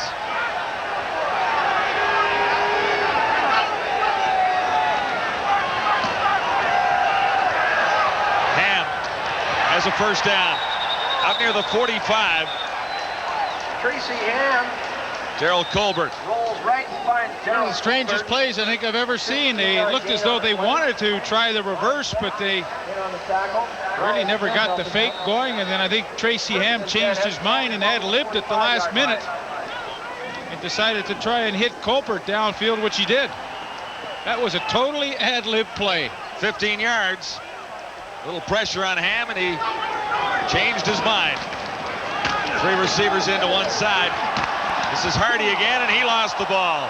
Recovered by the BC Lions. Robert Hardy, the ball carrier.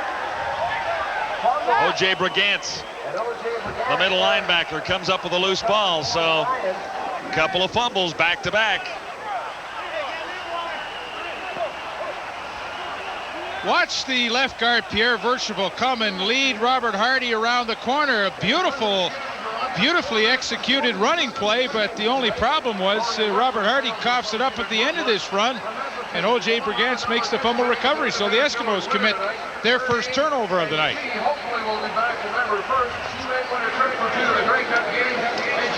Pless being checked out on the sidelines. 10:27 to go, third quarter. 16-10, Eskimos in front of the BC Lions. BC ball when we return. That tough. All right. He'll be back. Bro, guys, he said, I'm out here, I'm cold and I'm hurt, but I've got to give the signals to the quarterback because Michael Johnson doesn't know them all very well. It's called taking one for the team, I think. Sure is. Johnson with a good fake there. And no good on the intended pass for Michael Johnson. Darren Flutie, number 82. Darren Flutie goes in. Flutie just one catch tonight. Well, this is tough for Michael Johnson. He's been put into a situation as a young quarterback. You know, he's only 6 points behind. He has to. Last drive was a good drive. Robert Mims, the fumble, certainly wasn't Johnson's fault, but he's got to be patient against this Edmonton defense. I think they'll pressure him a little more than maybe they did Tony Kimbrough with the blitz. Lions spread, 3 receivers, far side of the field. Johnson stands in and fires low. Intending that for Ray Alexander. And I think the hand problem is hindering Ray Alexander because normally that's a ball that he would catch. It was a low throw, but it wasn't a terrible throw, and I think Ray Alexander is suffering tonight. He's had a tough season. Alexander, second leading receiver in the CFL in '91. He missed the first 5 games this season, and his numbers are well down.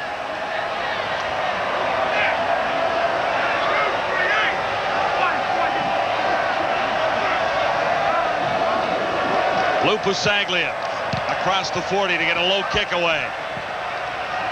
Henry Williams waving off Colbert. Looking for room. Far side. Turns around and he lost yards on that return. Trudell.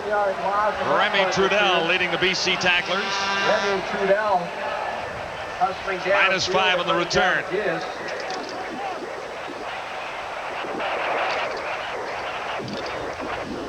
9:23 to play, third quarter. Eskimos in front of the Lions, 16-10. Critical game for the Eskimos, trying to solidify a spot in the Western playoffs. Eskimos are guaranteed to be in the playoffs, but the order of finish still not determined. Robert Hardy. Good run by Robert Hardy, number 35.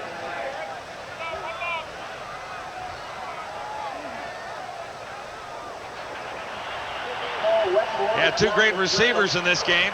Ray Alexander, Jim Sandusky. One pass and 18 yards between them.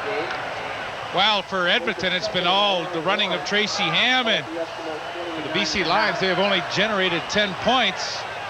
But a lot of their offense early was the running of Tony Kimbrough as well. On 2nd and 2, Tracy Ham should have the first down. It is a first down for the Eskimos, 8:23 to go, third quarter.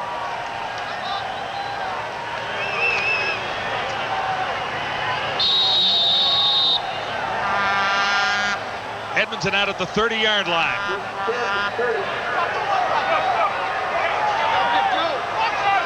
Sandusky to the near side.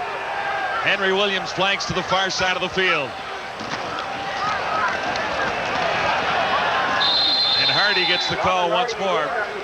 Stopped by O.J. Brigance.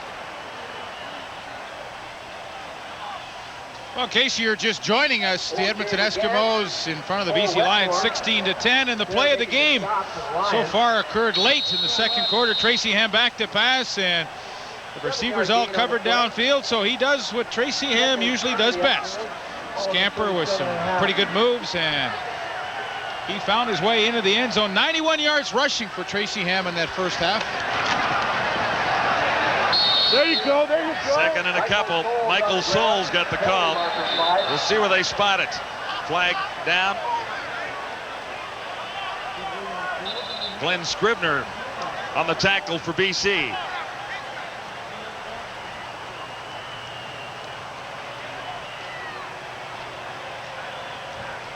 Lions are the youngest team in the Canadian Football League this year, with a lot of first and second year players. The Eskimos, according to Ron Lancaster, look like they're the second youngest team. There's a lot of new blood in the Eskimos over the past year and a half.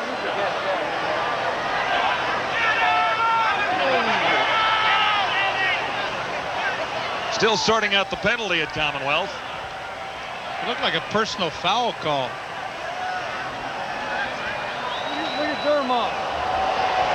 Major foul, rough play, disqualification, BC number 95, first down. John McNeil gone for the night. Well, maybe Peter Watts can find out what happened. I, quite frankly, didn't see anything. It's his second game in the CFL, and McNeil is on the sidelines. Rookie out of Michigan, and he'll have to leave the field. And that really hurts the BC Lions because they are a little thin along that defensive line. Should bring Tim Lorenz in.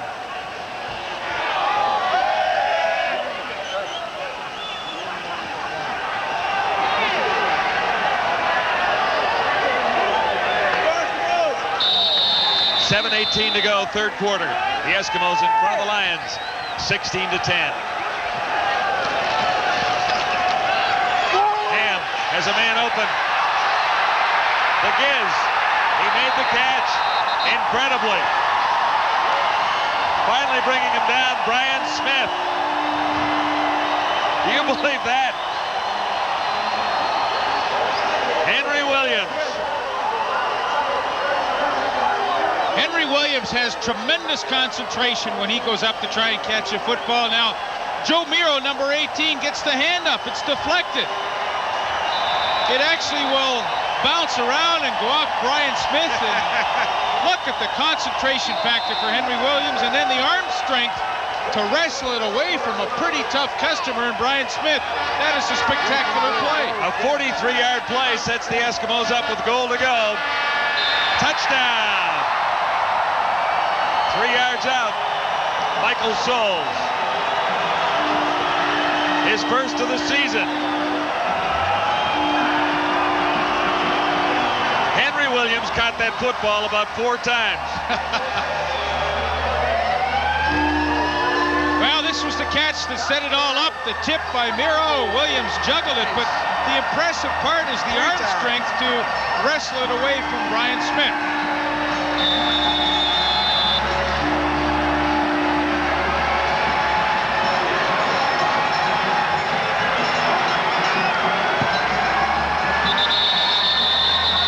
Penalty markers all over the field on the convert. Pretty tough to blame the Lion defenders on that reception, isn't it? Oh, that's one of those no-fault, Williams made a great play, and then you get down to the goal line, and of course you can't block everybody. 54. 5 yards will be applied on the kickoff. I wanted to say about Michael Souls, you can't block everybody on the goal line, and you have to count on your back to run over somebody occasionally, and he ran over Brett Young to get into the end zone. That's one thing the Eskimos have always been able to do, is have that big power back bash his way into the end zone, whether it was Marshall or Souls or the newcomer Hardy. Michael Souls, his first touchdown of the season. The Eskimos in front of the BC Lions. It's 23-10 in the third quarter.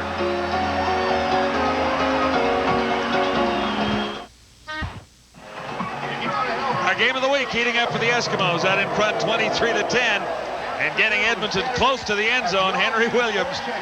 Quite an incredible play here. And he's telling everybody that will listen on the sidelines just how he did it. Let's go back and see what happened to Brian Smith, the middle safety there. He turns and runs. He's in excellent position to make a play. And, that's just one of those cases that Giz out-fought him for the football. Good play by both players. Giz won the arm wrestling. No doubt about it. He's a strong little guy. Well, Giz comes up with some great plays, though. Punt returns, and then he makes some spectacular catches. This is O.J. Brigance on the kickoff return. Michael Souls made the tackle. An impressive scoring drive by the Eskimos, or at least a quick scoring drive by the Eskimos. Less than 3 minutes to cover 90 yards in 5 plays. Michael Souls with a touchdown from 2 yards out. Actually, that's his third of the season. I said his first, but it's his third. 6:06 to go, third quarter. 1st and 10 Lions shy of the 50. This is Robert Mims. And Mims close to 8 yards on the carry. Enos Jackson made the tackle for the Eskimos. Robert Mims still with the great ability to hit it up inside and then bounce it to the outside. And maybe one of the reasons why he has some fumbling problems is the fact that he really waves that ball around when he's running with it. But nevertheless, watch this. Up into the middle, it's jammed up, and he still has the speed to bounce it to the outside and pick up 9 yards. This is 2nd and 1 then. Millington got to the outside. It looked like he might be stopped short of the first down. Penalty markers in the Eskimo secondary.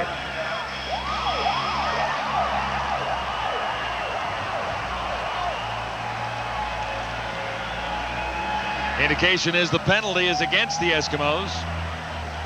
Major foul, unnecessary roughness, Edmonton number 43, first down. Jed Roberts.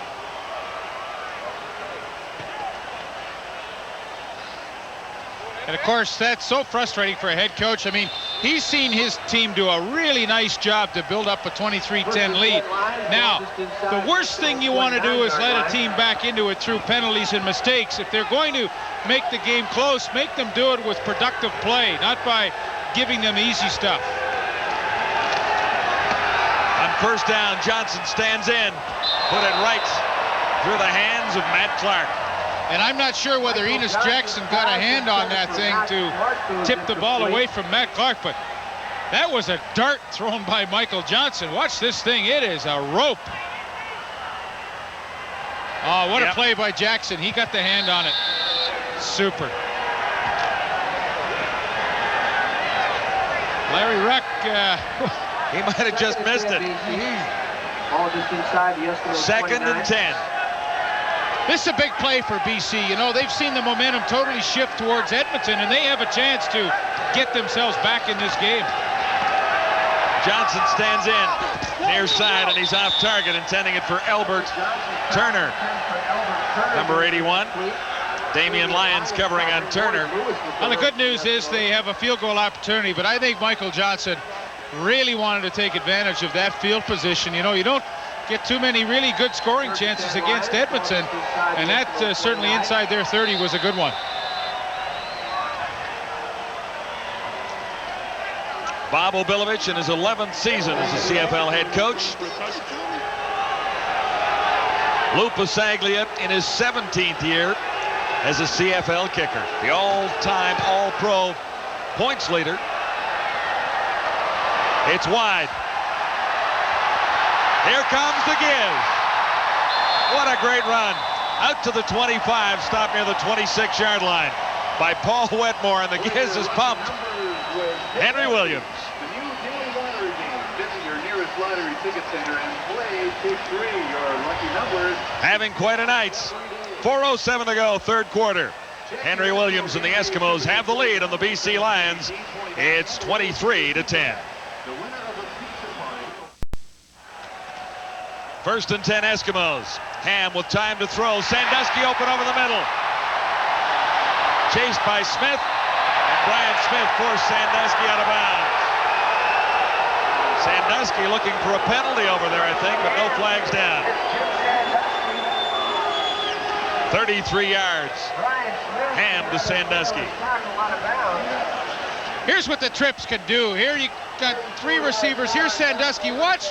They clear off for him, and now he sneaks all the way across the field. And for Brett Young, that's just too long to try and stay with the Sandusky, and he opens up over the middle. Ham finds him perfectly, and that's a big play. Eskimos now at the 51. Ham stands in and fires. It's picked off. Donovan Wright, and Wright, not all that fast, but he's got enough to score. There's a penalty marker down at the line of scrimmage as Donovan Wright celebrates in the end zone. 60 yards for the touchdown, but a penalty marker down. 66 yards the return, but a penalty flag down back at the line.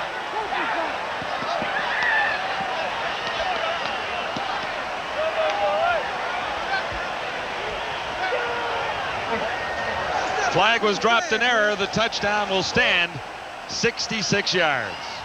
Well, the BC Lions needed a big play to get themselves back into this play, or this game rather, and Donovan Wright, the converted defensive back to a linebacker, he just hides in there and then steps in front as Tracy Ham simply doesn't see him. That happened to Kimbrough earlier tonight. Now Ham throws up the costly interception.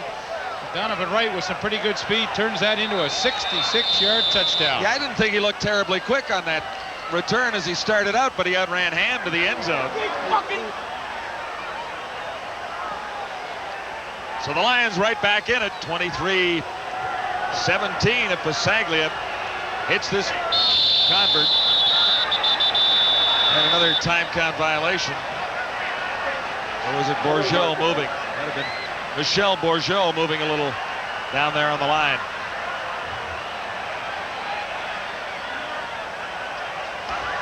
Offside. Edmonton number 94. 5 yards on the kickoff. What's up, Mom and Dad? It's my birthday, bro. What's up, Keith? Well, happy birthday, Donovan. Second year with the BC Lions out of Slippery Rock.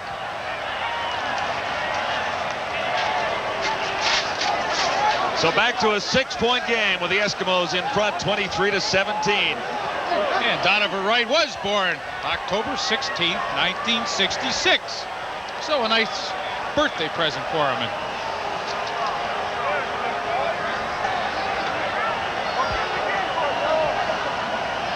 It's a trend that's started throughout the league. Donovan Wright now converted defensive back. Darryl Hall, of course, in Calgary.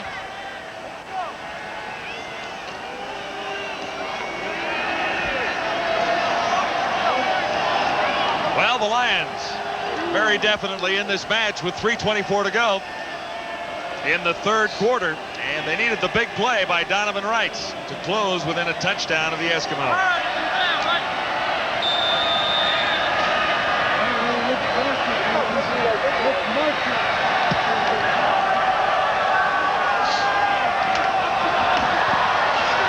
Gerald Colbert squirted away from a couple of tacklers, room on the sidelines, and that's an excellent return for Colbert inside the BC 50. Stopped finally by Donovan Wright. Last chance to select the winner. Willie Pless at that number, or Moore and Wiggins on the Entertainers. Tough choice. Willie was pretty good. I liked him. Yeah, they both were good. I remember John McNeil a few minutes ago got kicked out of the game, disqualified. Well, we found out he kicked somebody out there, and that's the reason for his disqualification. Robert Hardy, number 35, carrying for the Eskimos. Not much running room on the right side. Well, now they spot it as a gain of 4, so that's not all that bad. Hardy's second game. One explosive run for him tonight, a 46-yarder to open up the second half of play. There's no question the running game has suffered somewhat since Blake Marshall has been out of the lineup, and tonight encouraging to see Tracy Ham pick up so big a portion of it by himself. That's Chris Morris, the Eskimos' right tackle in his rookie season. He's had a great year. 6'5", 280 pounds. Second round draft choice in '92 from the University of Toronto. Eskimos think he's got a shot at being Rookie of the Year.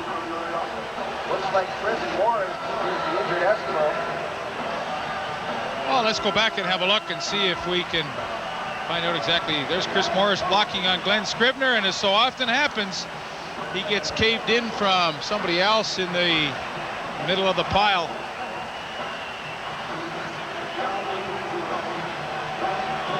Actually, I think Robert Hardy, the ball carrier, collapsed that right knee. The ankle rather painful. 2:44 to go in the third quarter, with the Eskimos hanging on to a 6-point lead, and Chris Morris being attended to by the Eskimo training staff. Calgary, Edmonton, and Saskatchewan have all clinched playoff spots in the Western Division. The order of finish still to be determined. The Eskimos would like a shot at overtaking the Calgary Stampeders for first spot. They'd also like to stay ahead of the Saskatchewan Roughriders to at least guarantee a home playoff game. Next week, we're in Calgary. But this is coming up tomorrow, Saskatchewan at Calgary. And that, of course, is a big game that the Edmonton Eskimos will watch closely. Of course, if Edmonton can win tonight, Saskatchewan knocks off Calgary, then that sets up a tremendous showdown next Saturday night, and we will, of course, have that game for you on TSN. 9:30 Eastern start. Tracy Ham finds Michael Souls, and Souls has a first down inside the BC 30, dragged down from behind by O.J. Brigance.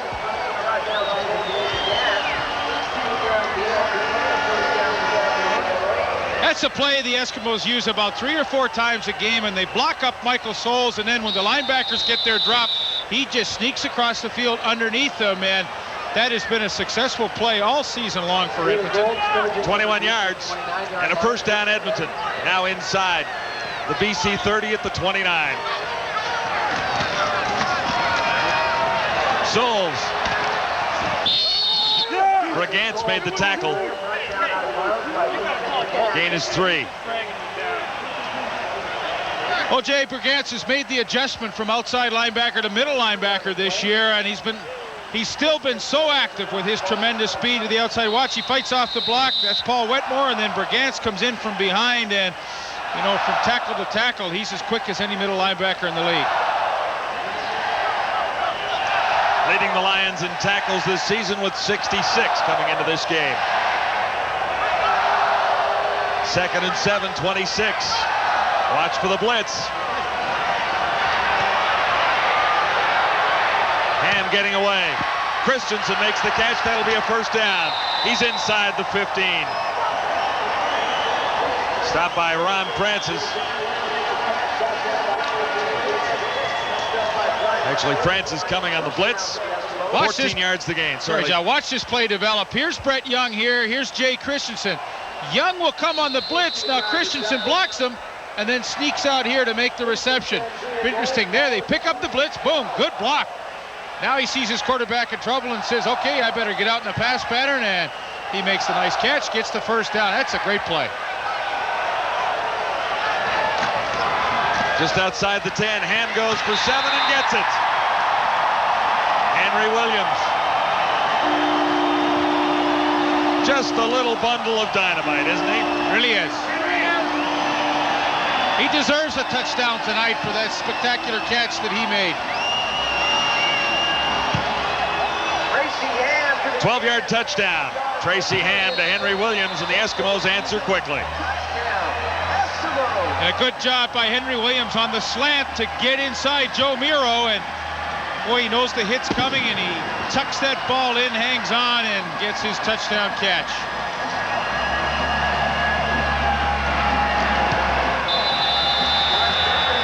It's 30-17 for the Eskimos.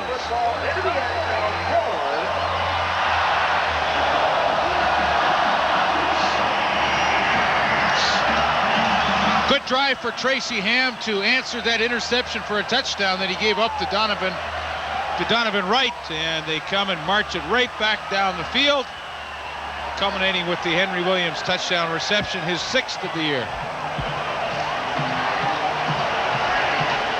2:47, 4 plays, 50 yards. Into the final minute now, the third quarter, with the Eskimos back in control.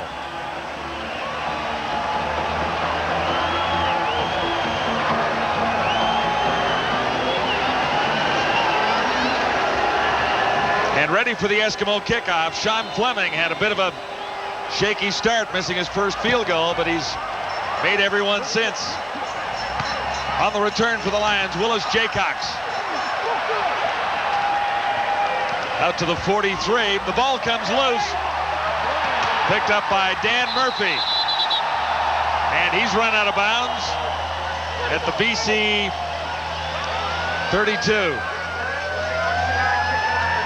Second time that Jaycox has coughed up the football. Opening kickoff, wasn't it? It was the opening kickoff, and Dan Murphy right there. Bob Abilovich can't believe it. I mean, he has seen his club, outside of the turnovers, play pretty well tonight, but those are terrible turnovers where you're returning kicks, you get the ball back, all of a sudden, you know, you give it up right after you've been scored upon, and those are the kind of turnovers that are really deflating to a team. And of course, the other side of the coin, a real uplift for the Eskimos as they try and build on their 13-point lead. 5th turnover of the night by the Lions. That's too many. Ham in control. Williams makes another great catch and heads to the end zone. Can't quite get there. Ruled out at the 4.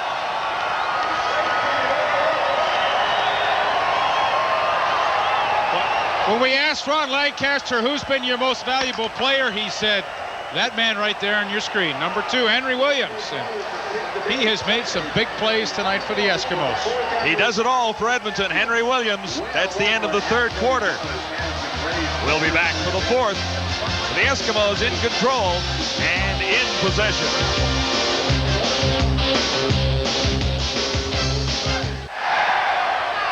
Eskimos 1st and goal. At the 5-yard line, some early movement and flags do come down. Souls looking for his 2nd touchdown. He gets there. Michael Souls.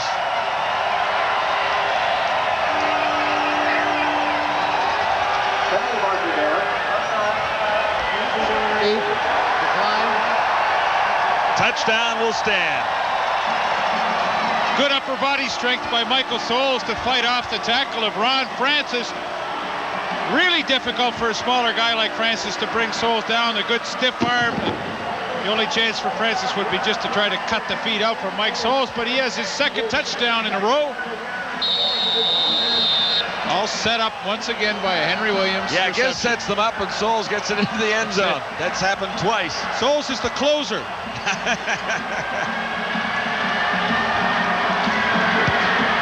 Another marker down on the convert by Sean Fleming.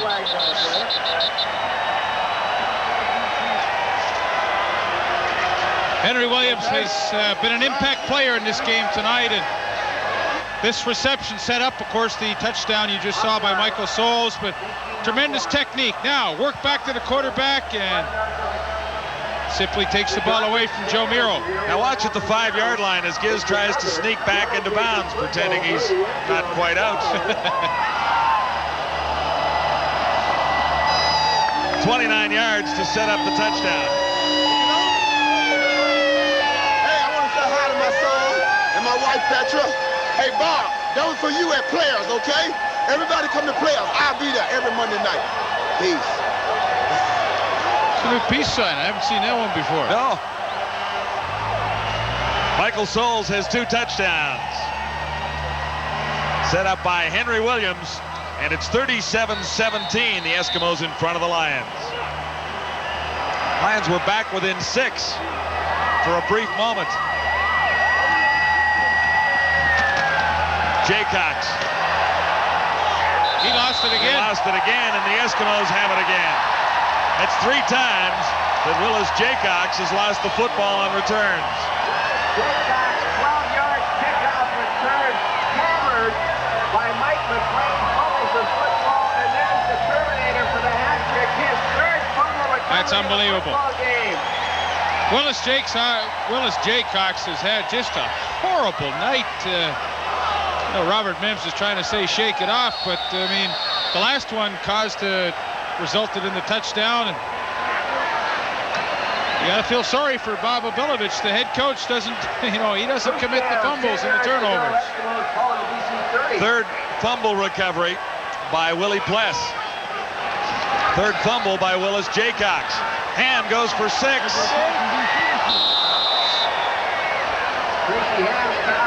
Darrell Colbert was the intended receiver. And he and Tracy Ham just haven't been able to connect tonight on that corner pattern. He's been in behind Ron Francis a couple of times, but on each occasion Tracy Ham has thrown it to the inside. And Darrell Colbert has not been able to make the adjustment. New guy in the lineup tonight. He's replacing Craig Ellis and probably has not had a lot of repetitions in practice with Tracy Ham. It'll be 2nd and 10. Eskimos at the BC 30. Big charge, Ham gets away, but he can't get away from Wetmore, number 35. Penalty marker, far side of the field. Ham down for a 6-yard loss on the play. Penalty marker. Frustrating night and a very frustrating season for Bob Obilovich.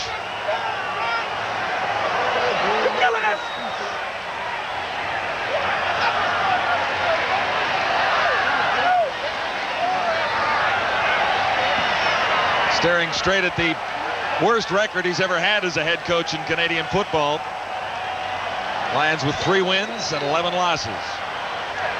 Major foul, unnecessary roughness, BC number 72, 1st down. Glenn Scribner. Well, we talked about the activity of O.J. Bergantz. Watch at the snap of the ball. You get this kind of action. Whoa, here he comes right up the middle. And that's what flushed Tracy Ham out of the pocket. But that's a nice blitz package right there. Unfortunately, they're going to have the penalty for Scribner coming in late. I mean, that's a good call. When the quarterback's on the ground, no sense in sticking your helmet in there. End zone toss, Sandusky. Can't make it the coverage by Ron Francis. What a frustrating night for Bob Obilovich. As a coach, you're so helpless on the sidelines, and he's seen his team just self-destruct through turnovers.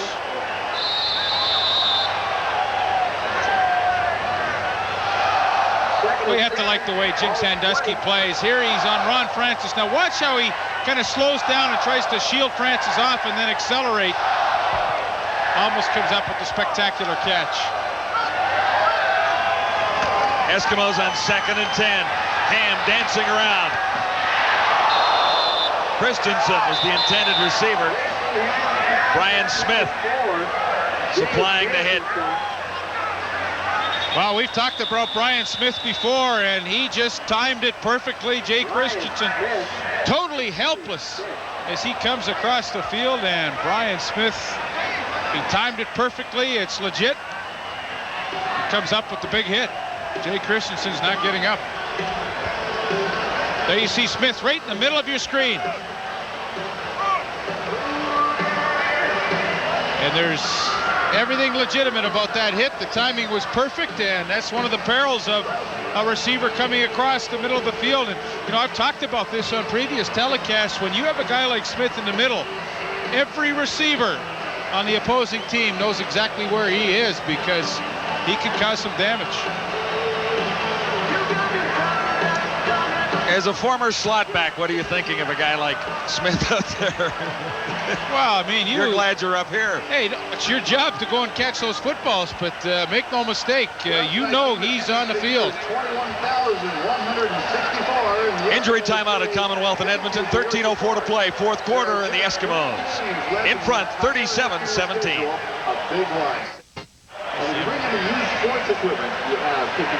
Pretty good reason the Eskimos have opened up this 20-point lead, and time of possession in the second half, 12 minutes to 4 minutes.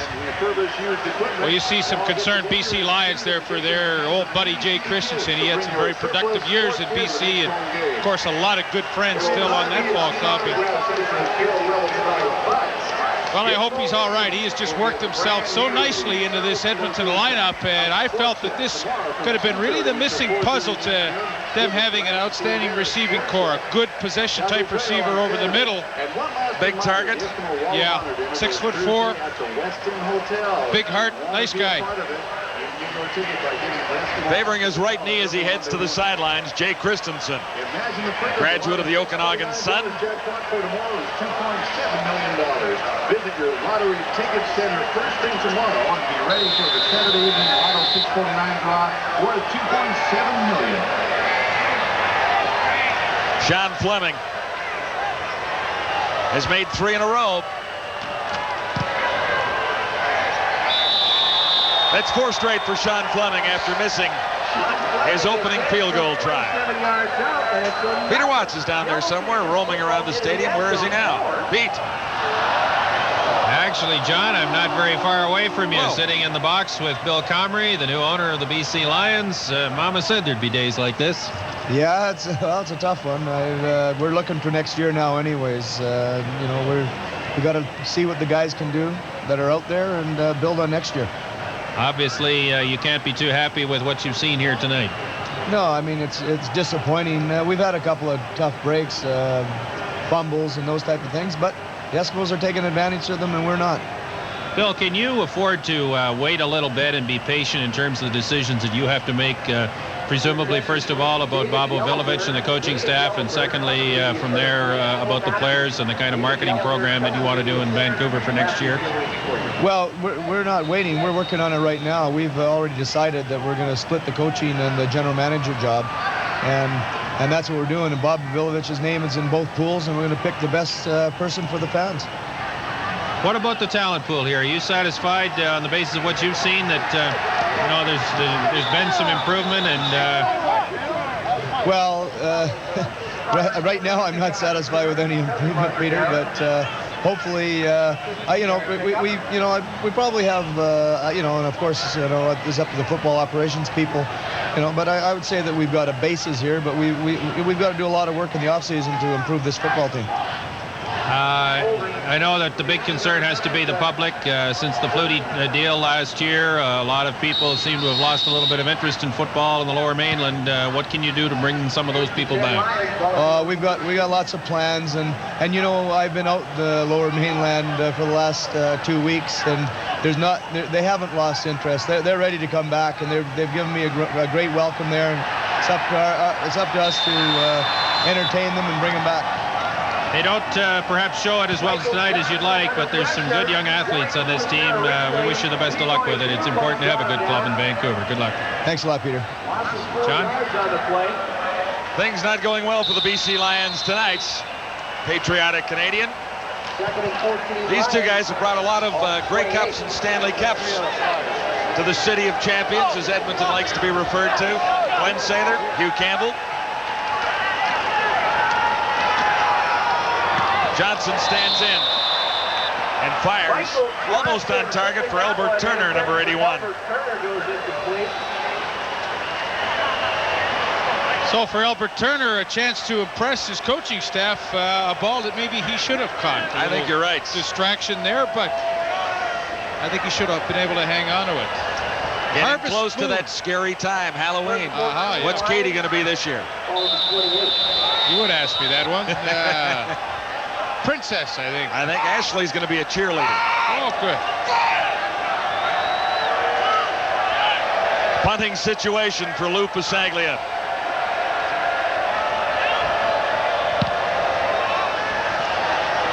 And waiting for it at the 40-yard line, Henry Williams. Flags go down as Williams is dropped by Sean Millington. 6 yards that time after a 41-yard Lou Pasaglia punt.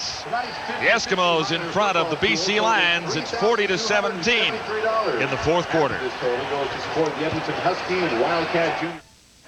24 more months, you guys can celebrate. Our next game on TSN comes to you from Calgary. Next Saturday, the CFL report preceding the matchup for the Eskimos and the Stampeders, 9 o'clock Eastern Time. And who knows, with the rest of the action this weekend, that could be a game that allows Edmonton a chance to capture part of first place. Again, that'll be the guys that brought you here tonight. Penalty on the last punt return to Henry Williams. There it is, Sean Millington with the hand up on the face mask initially on that tackle, and he gets flagged for that one. I think unintentional, only 5 yards. Your dad's princess, he just wants you to be his queen of hearts. Well, a little more to smile about this week. Well, he's last for Ron Lancaster. He just simply hasn't known from week to week which team would show up, and I think he's has to be very pleased with the performance. Tom Mickey in the ball game for relief of Tracy Ham here with 11 minutes to go in the fourth quarter. I think it's a good idea to get Tom Mickey some work. He's played well for the Eskimos in his brief appearances this year. Robert Hardy carried for 5 yards. Stopped by Glenn Scribner. He too, as well as Tracy Ham, has a nice interception to touchdown ratio.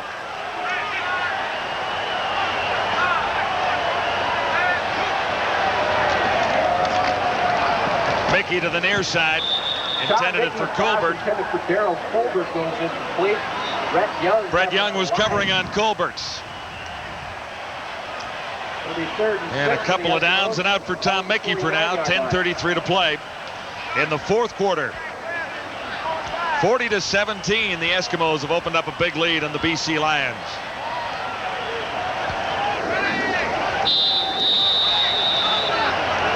Eskimos with games against the Stampeders, Saskatchewan, and BC to round out the schedule.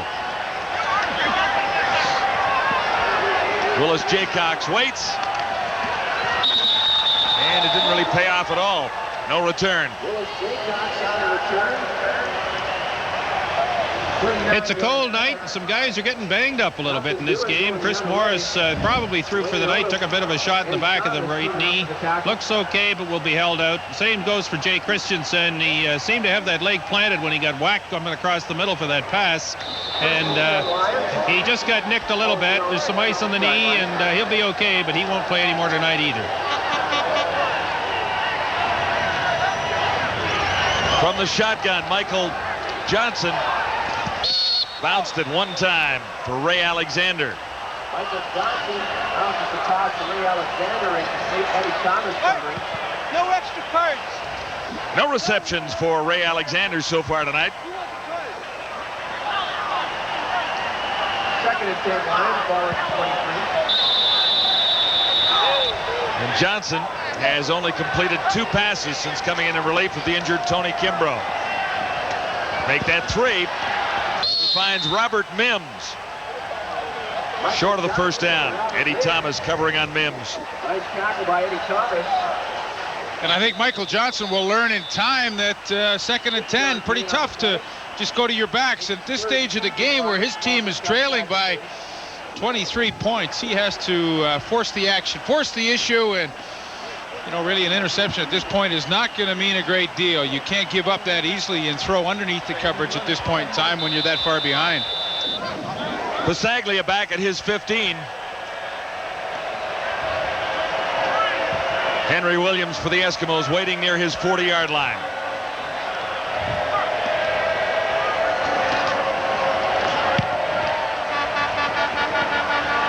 Gibbs moves up on it quickly. Finds a little seam, and he's out across midfield to the 53. That's what you have to love about a Henry Williams. You see so many kick returners not take a chance and let those short kicks bounce, but he went up and fielded it on the fly and saved his team some yardage, and consequently they have the ball inside BC territory. But I can't say enough about the performance of Henry Williams tonight. He has really given his team a lift in an extremely critical game for them. Follow the 53 of the line.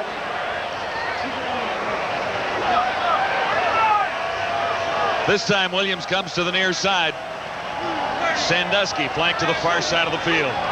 Tom Mickey is the quarterback. Robert Hardy is the ball carrier. Stumbled, got up and grabbed another 5 yards. Good run by Robert Hardy. He's had a couple tonight.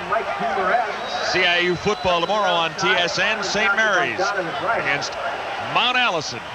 Halifax, live at 1 o'clock Eastern Time. Lord Miller and Jamie Bone will be there.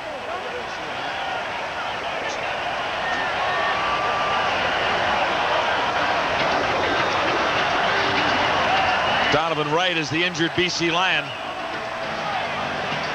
Donovan Wright had that key 66-yard interception for a touchdown tonight, and looked as though that was in the third quarter that the BC Lions might be able to scratch their way back into this game, but then Tracy Ham took over, got the Eskimos to a big lead. Julio Caravata warming up the sidelines. We may see him.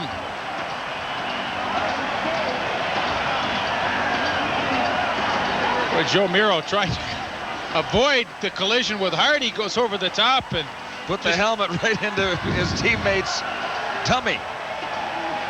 Not very nice when your own teammates are doing that to you.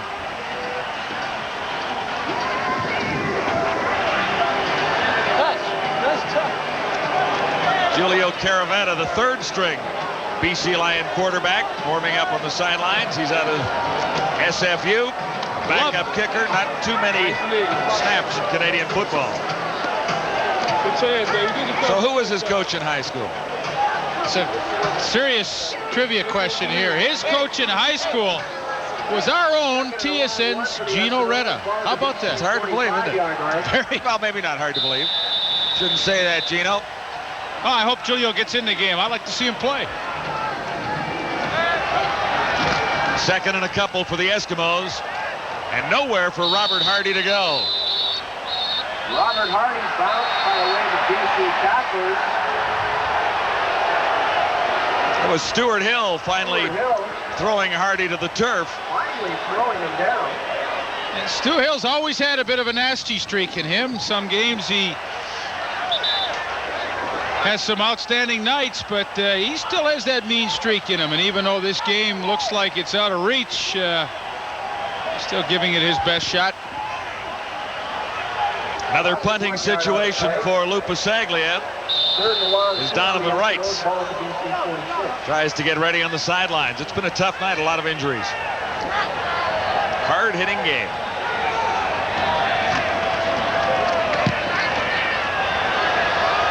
Harper's punt. Bouncing at the 4-yard line. Willis Jaycox standing at the 1 now. Not a big night of returns for Willis Jaycox. 44-yard punts. See the big difference between Jaycox and Williams. Williams will take that thing on the fly, and Jaycox elects to just let it bounce around. And the Eskimos do a super job to surround him, and no kick return room. But real difference in philosophies between two returners. I like Williams' style better. He certainly put the numbers up.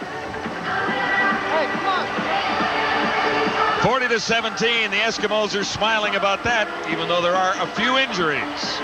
Julio Caravata will be the BC Lions quarterback when we return to Commonwealth.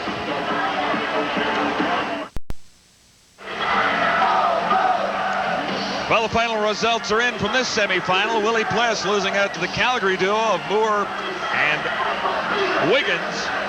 So they'll move on to next week's final. Tough for Willie tonight. This game, of course, blacked out in the Edmonton area, so he didn't get the advantage of the home vote. No, that's a little tough, and he should have got some votes for the way he played tonight. That, of course, was the turning point, I suspect, of our halftime feature of the Entertainers. It's okay, Willie, you're having a great football game regardless. Well, Julio Caravata is now the BC Lion quarterback. There are no numbers on Julio. First snap from center in 1992. Ryan Hansen carried, number 34. A little angry on the sidelines as flags fly all over the place. Jim Mills is in the middle of it. He took a shot at Larry Ruck downfield, really as the play was finishing, and of course Ruck jumped right back in his face quickly. He took exception to that.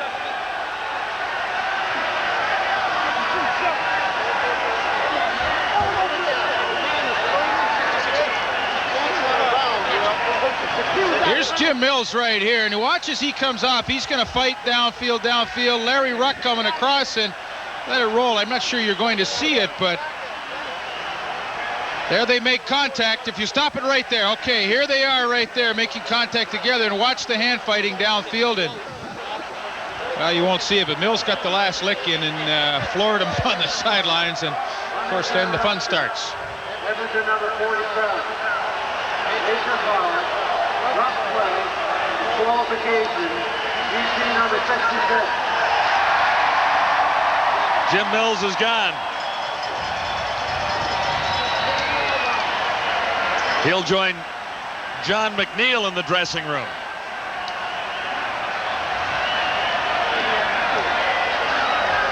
And regardless of losing possibly your best offensive lineman, it means that they have to bring Jamie Terrace, number 60, into the game, and he really is hurting. I mean, here's a guy, Terrace, playing with a broken thumb on one hand, a sprained wrist on the other, a bad shoulder that he can hardly lift his arm up. I mean, that's why he wasn't starting tonight. Carl Golder took his spot. So, I mean, here's a guy that I'm sure would rather not be playing tonight, and due to disqualification, he has to come in. He is really...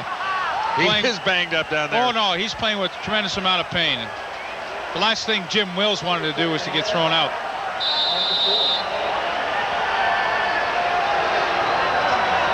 Well, that puts even a little more pressure on the rookie quarterback, Julio Caravata. With Kimbrough hurt, Johnson hurt, Caravata got his call for the first time in the CFL. One handoff to his credit, no passing stats at all.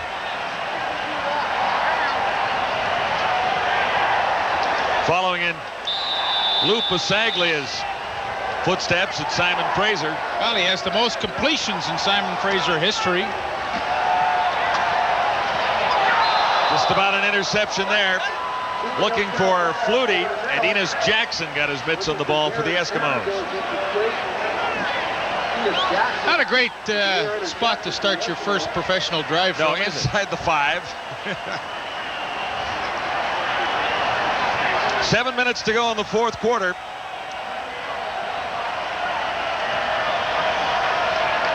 And Julio heads to the sidelines. Lou Pasaglia deep in his end zone for a third down kick. Field position guaranteed for the Eskimos.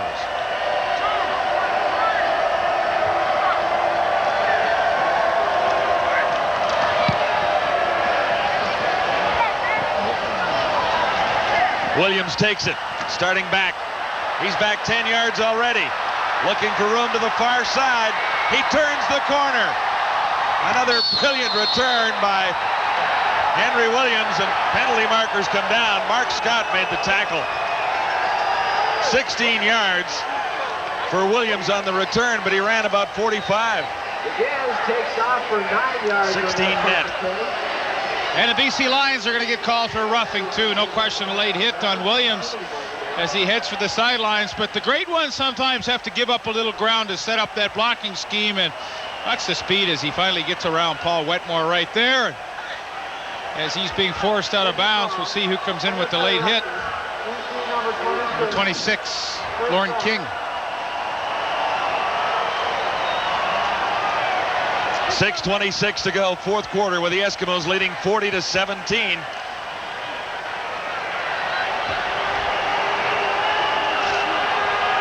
Edmonton with a first down at the BC 21. First and 10 Eskimos, ball just inside the BC 22.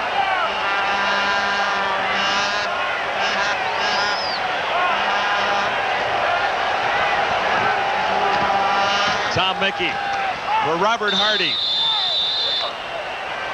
And Scribner was there, number 72 for the Lions. Robert Hardy, the ball carrier. That's the counter play that's usually such a big part of the Edmonton Eskimo running attack, but the front four of the BC Lions tonight have done a nice job to shut that down. Second and a long 9 for the Eskimos. BC 41. Gain less than a yard. This will be second and 9. Eskimos at the BC 20. Mickey looks to the end zone. J.J. Celestine was the intended receiver. A real battle with Celestine and Ron Francis as Celestine tried to get inside position, turn Francis around and then get back to the corner, but Francis stood his ground and just wouldn't let Celestine adjust to the football. That's a nice play by Ron Francis. Celestine and Daryl Colbert trading off series tonight in place of Craig Ellis, who I suspect will be ready for next week's game against the Calgary Stampeders. Had some ankle problems during the week and just was not 100%. Ron Lancaster did not want to take a chance that he would go down early in the game. Fleming is connected on his last 4 field goals. And that makes it 5 in a row. 43-17 Edmonton. Peter? If there's a golf course right next to it. Good. We're just talking here with Bruce Leverman, the director of football operations for the Edmonton Eskimos, who's on a red eye out of here right after the football game to go look at some youngsters who might be Eskimos of the future. Are there some good talents in the CIU this year? Well, I've had an opportunity to be in the Ottawa area in Queens and then go through Ontario. There are 3 or 4 players that I think are very high caliber players, and I think a couple of those young men will probably be #1 draft choices. And I heard there's a good football player out at St. Mary's, so we're going to be in Halifax this week along with being in the Montreal area. Bishops is a highly ranked team, and they throw the ball very well, and theirs is a passing league. So there are some good players out there, and then I know that there are probably a few other guys that are in the States that we'll find out about later. But there are a couple players that we're excited about, even not only this year, but a year away. I think I wanted to ask you about Chris Morris, but we're out of time because the Lions have the football. Safe trip, eh? Thanks, Peter. All right. Caravana has a completion to Darren Flutie.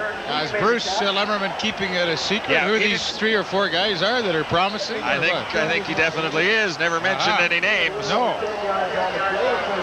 I'll be on that flight with him back to Toronto tonight. Historical moment for Julio Caravana, his first completion as a professional to Darren Flutie. It goes for 11 yards and a first down. Caravana back in a hurry. Almost had that one picked off. Dwayne Odoms. And it's the same problem that all the young quarterbacks have, and the fact that, they just don't see the linebackers. They just don't see the linebackers getting back in their drops. Watch this. Now he's trying to hit the hook, but there's absolutely no way that you can get it through that lane. Watch how they squeeze that lane down there. Perfect play by Dwayne Odom. 2nd and 10. Lions at the 45. Caravana has another completion. Short one this time to Robert Mims. It'll go for a first down. Just over the middle for Robert Mims. Robert Mims takes the short pass. And in assessing Robert Mims' performance tonight, I think they should be pretty pleased with it. He's run the ball well, and he's caught the ball nicely out of the backfield. The one fumble. I think overall, he stepped in and done a pretty nice job. 4 receptions, 56 yards. Julio Caravana intending that one for Ryan Hansen. So he faces 2nd and 10 again. 43-17, the Eskimos lead. Eskimos have clinched a playoff spot in the Western Division. They're trying to get a home game in the playoffs. Caravana takes off and slides a little short of the first down at the Eskimo 45. Been a long season for some of the veterans in British Columbia. That's Stuart Hill, former Eskimo.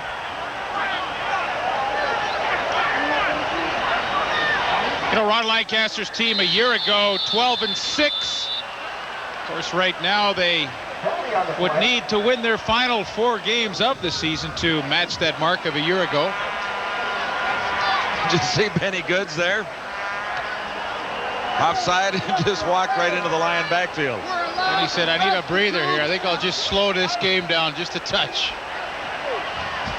Talking about the Eskimos in the playoffs, they have clinched a playoff spot in 1992, and that makes it 21 straight years the Eskimos have been in the playoffs for a new CFL record. 1st and 10, Houston, ball at the Eskimo 42.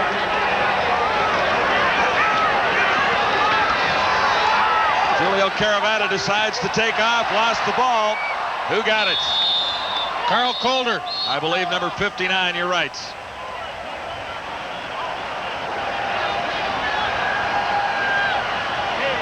Three minutes to go at Commonwealth. And a timeout for now with the Eskimos comfortably in control.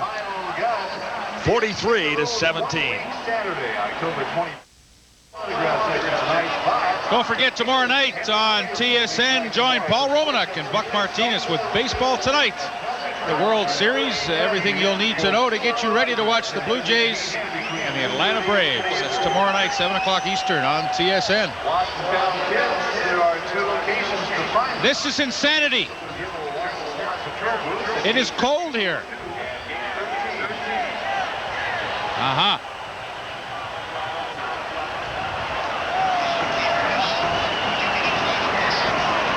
Well, there you see, -8. They took a wrong turn on the way to the beach tonight. Well, for Ron Lancaster, very enjoyable night. It doesn't look it on his face right now, but he's seen his team respond, and this was a critical game in their year. They could not afford to lose another game with games coming up against Calgary and Saskatchewan, and I think his team has responded nicely to the challenge. 2:46 to go now. Caravana dodges one, can't get away from the next Eskimo tackler. Willie Bless. All over the press tonight for the Eskimos there to bring down the ball carrier. So, in fact, if the Edmonton Eskimos win this game tonight, they will move within 2 points of the Calgary Stampeders. And don't forget, Calgary and Saskatchewan hook up later this weekend. And then, of course, next week, we will be in Calgary as the Eskimos make the trip south to play their provincial rivals. Caravana looks for some running room. There's a penalty marker down in the Eskimos secondary. Get ready, Mike.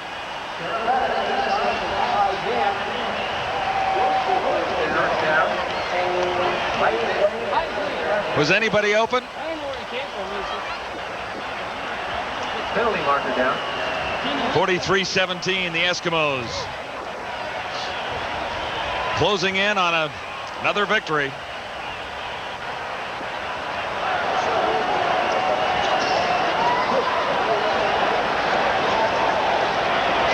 Ron Lancaster's record as the Eskimo head coach, 20-12 coming into this game.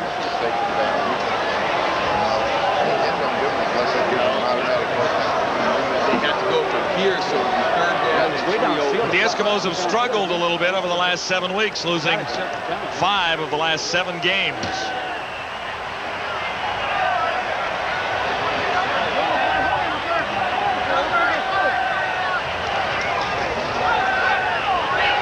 .226 to go.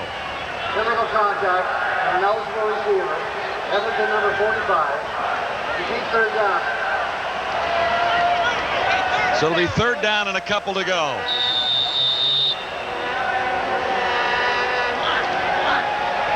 Lions started with Tony Kimbrough, replaced him with Michael Johnson, and now due to injury, Julio Caravata is the quarterback. Warren King got the call that time. And guess who? Willie Pless was right there to make the play. And did he keep him short of that first down? If he did, it's another turnover. Willie Pless just sneaks in from behind, and with his tremendous speed runs down Lauren King from behind. And not bad upper body strength to be able to drag him down with one hand. Another whale of a ball game for Willie Pless. The league's leading tackler coming into tonight's game, and yes, indeed, the BC Lions do turn the ball over for their 6th time, I believe, tonight. 7. Make that 7. Willie looks warm down there. Bob is feeling the chill of this Alberta evening. Obilovich and the Lions, 3 wins and 11 losses. They began the season with 8 straight losses, won 3 in a row, lost 3 in a row, and are on the verge of their 4th straight loss.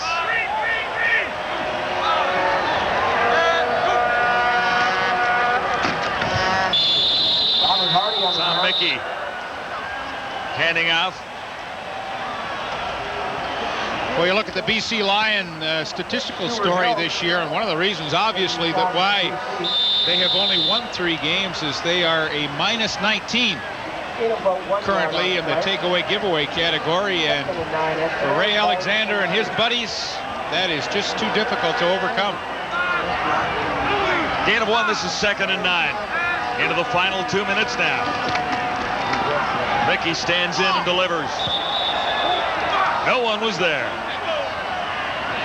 Tom Mickey's pass is goes incomplete. I guess Williams was the closest Eskimo receiver to the ball, explaining what went wrong to Ron Lancaster right now. He's saying, Ronnie, I thought I was to hook, and Mick thought I was to go deep. Following the game, all the scores and highlights on Sports Desk. We'll get you right up to date.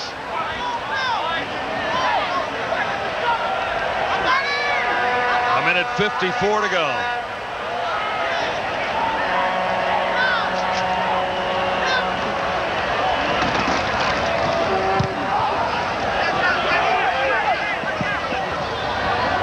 And no return for the Lions. It has not been a good night on special teams returns for BC at all. Willis Jaycox fumbling 3 times. Len Harper. Well, he set the tone for the game early on the opening kickoff when he coughed it up. And although the Edmonton Eskimos didn't capitalize on that particular turnover, they did on a few others.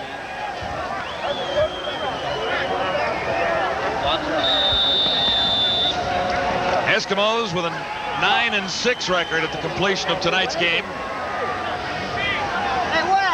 And a much better performance than last week in a 31-14 loss to the Argos at Skydome.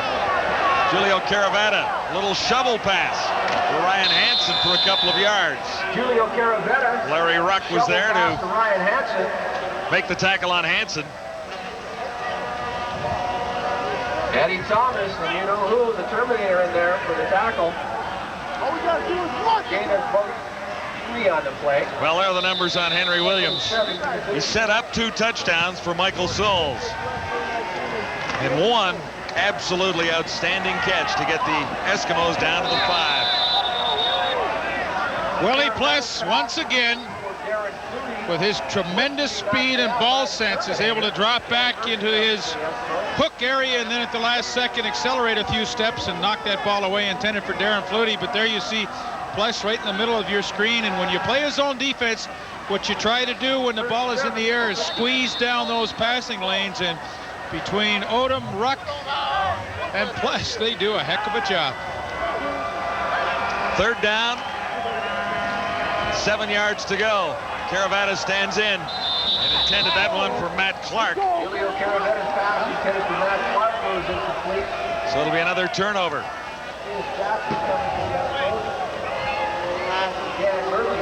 Number 8. Smile Rock. This one's in the bag. We guarantee it, don't we? Well, I would say 43-17 with a minute 22 to go is a pretty good situation to be in.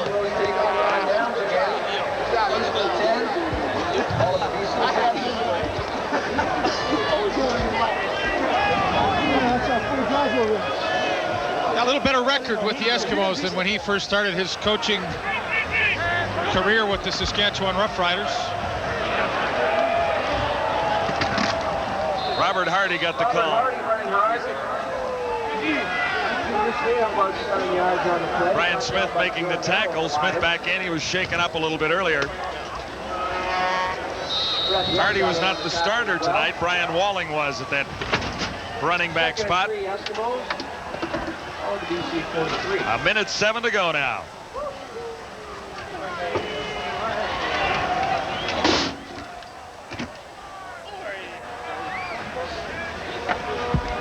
Eskimos set up inside the 45. Tom Mickey, not noted as a runner, gets the first down. Pretty nifty play by Tom Mickey. A little fake and a naked bootleg to the short side of the field, and not noted, as you mentioned, for his running prowess, but executed that play quite nicely. 49 seconds to go now. The Eskimos just running out the clock on the BC Lions. Eskimos won the first game of the season against the Lions. Lions came into Commonwealth and won 5 weeks ago. And the Eskimos will lead the season series 2-1 as a result of their effort here tonight.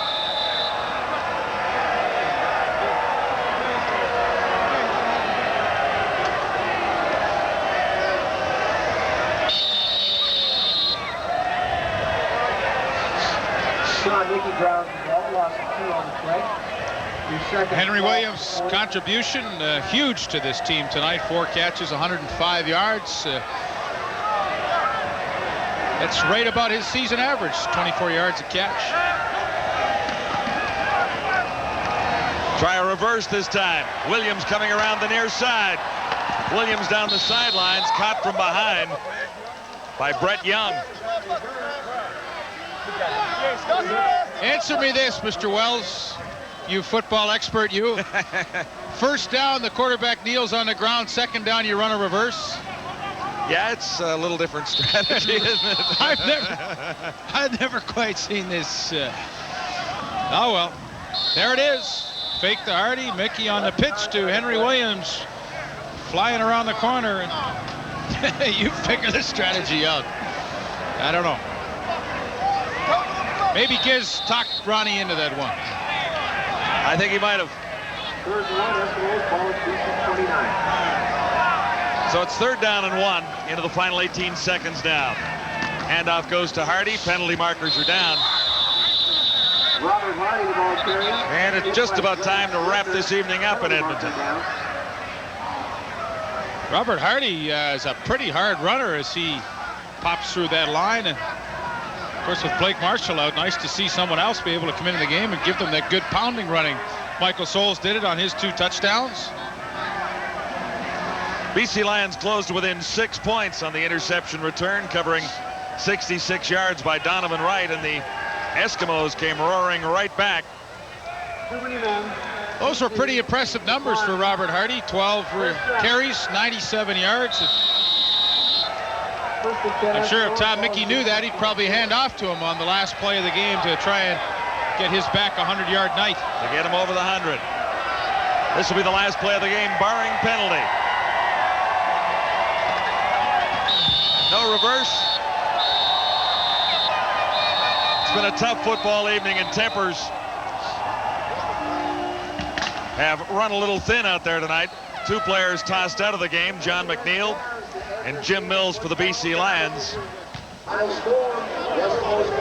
Lancaster has his 9th win of 1992.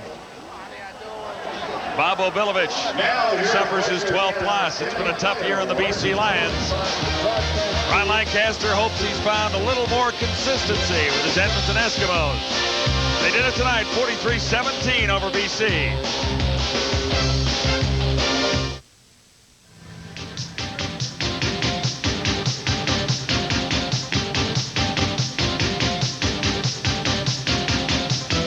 the TSN Turning Point, brought to you tonight by Apple Auto Glass.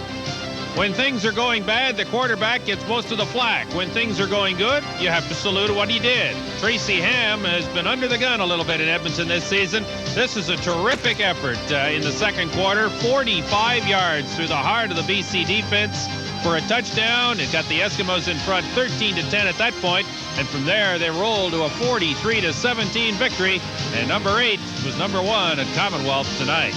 A cash donation will be made to the Coaching Association of Canada for the training and development of coaches in amateur sport on behalf of TSN and Apple Auto Glass. Apple Auto Glass saves you money on stone-chipped windshield repairs.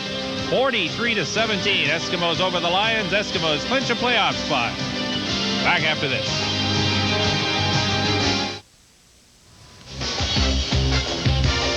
The CFL on TSN has been brought to you by Pepsi. Gotta have it.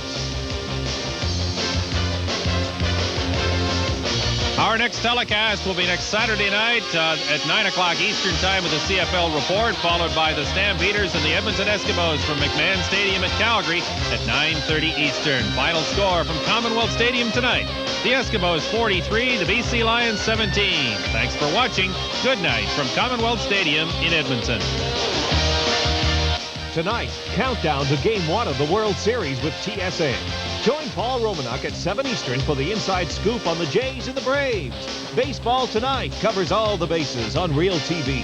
TSN.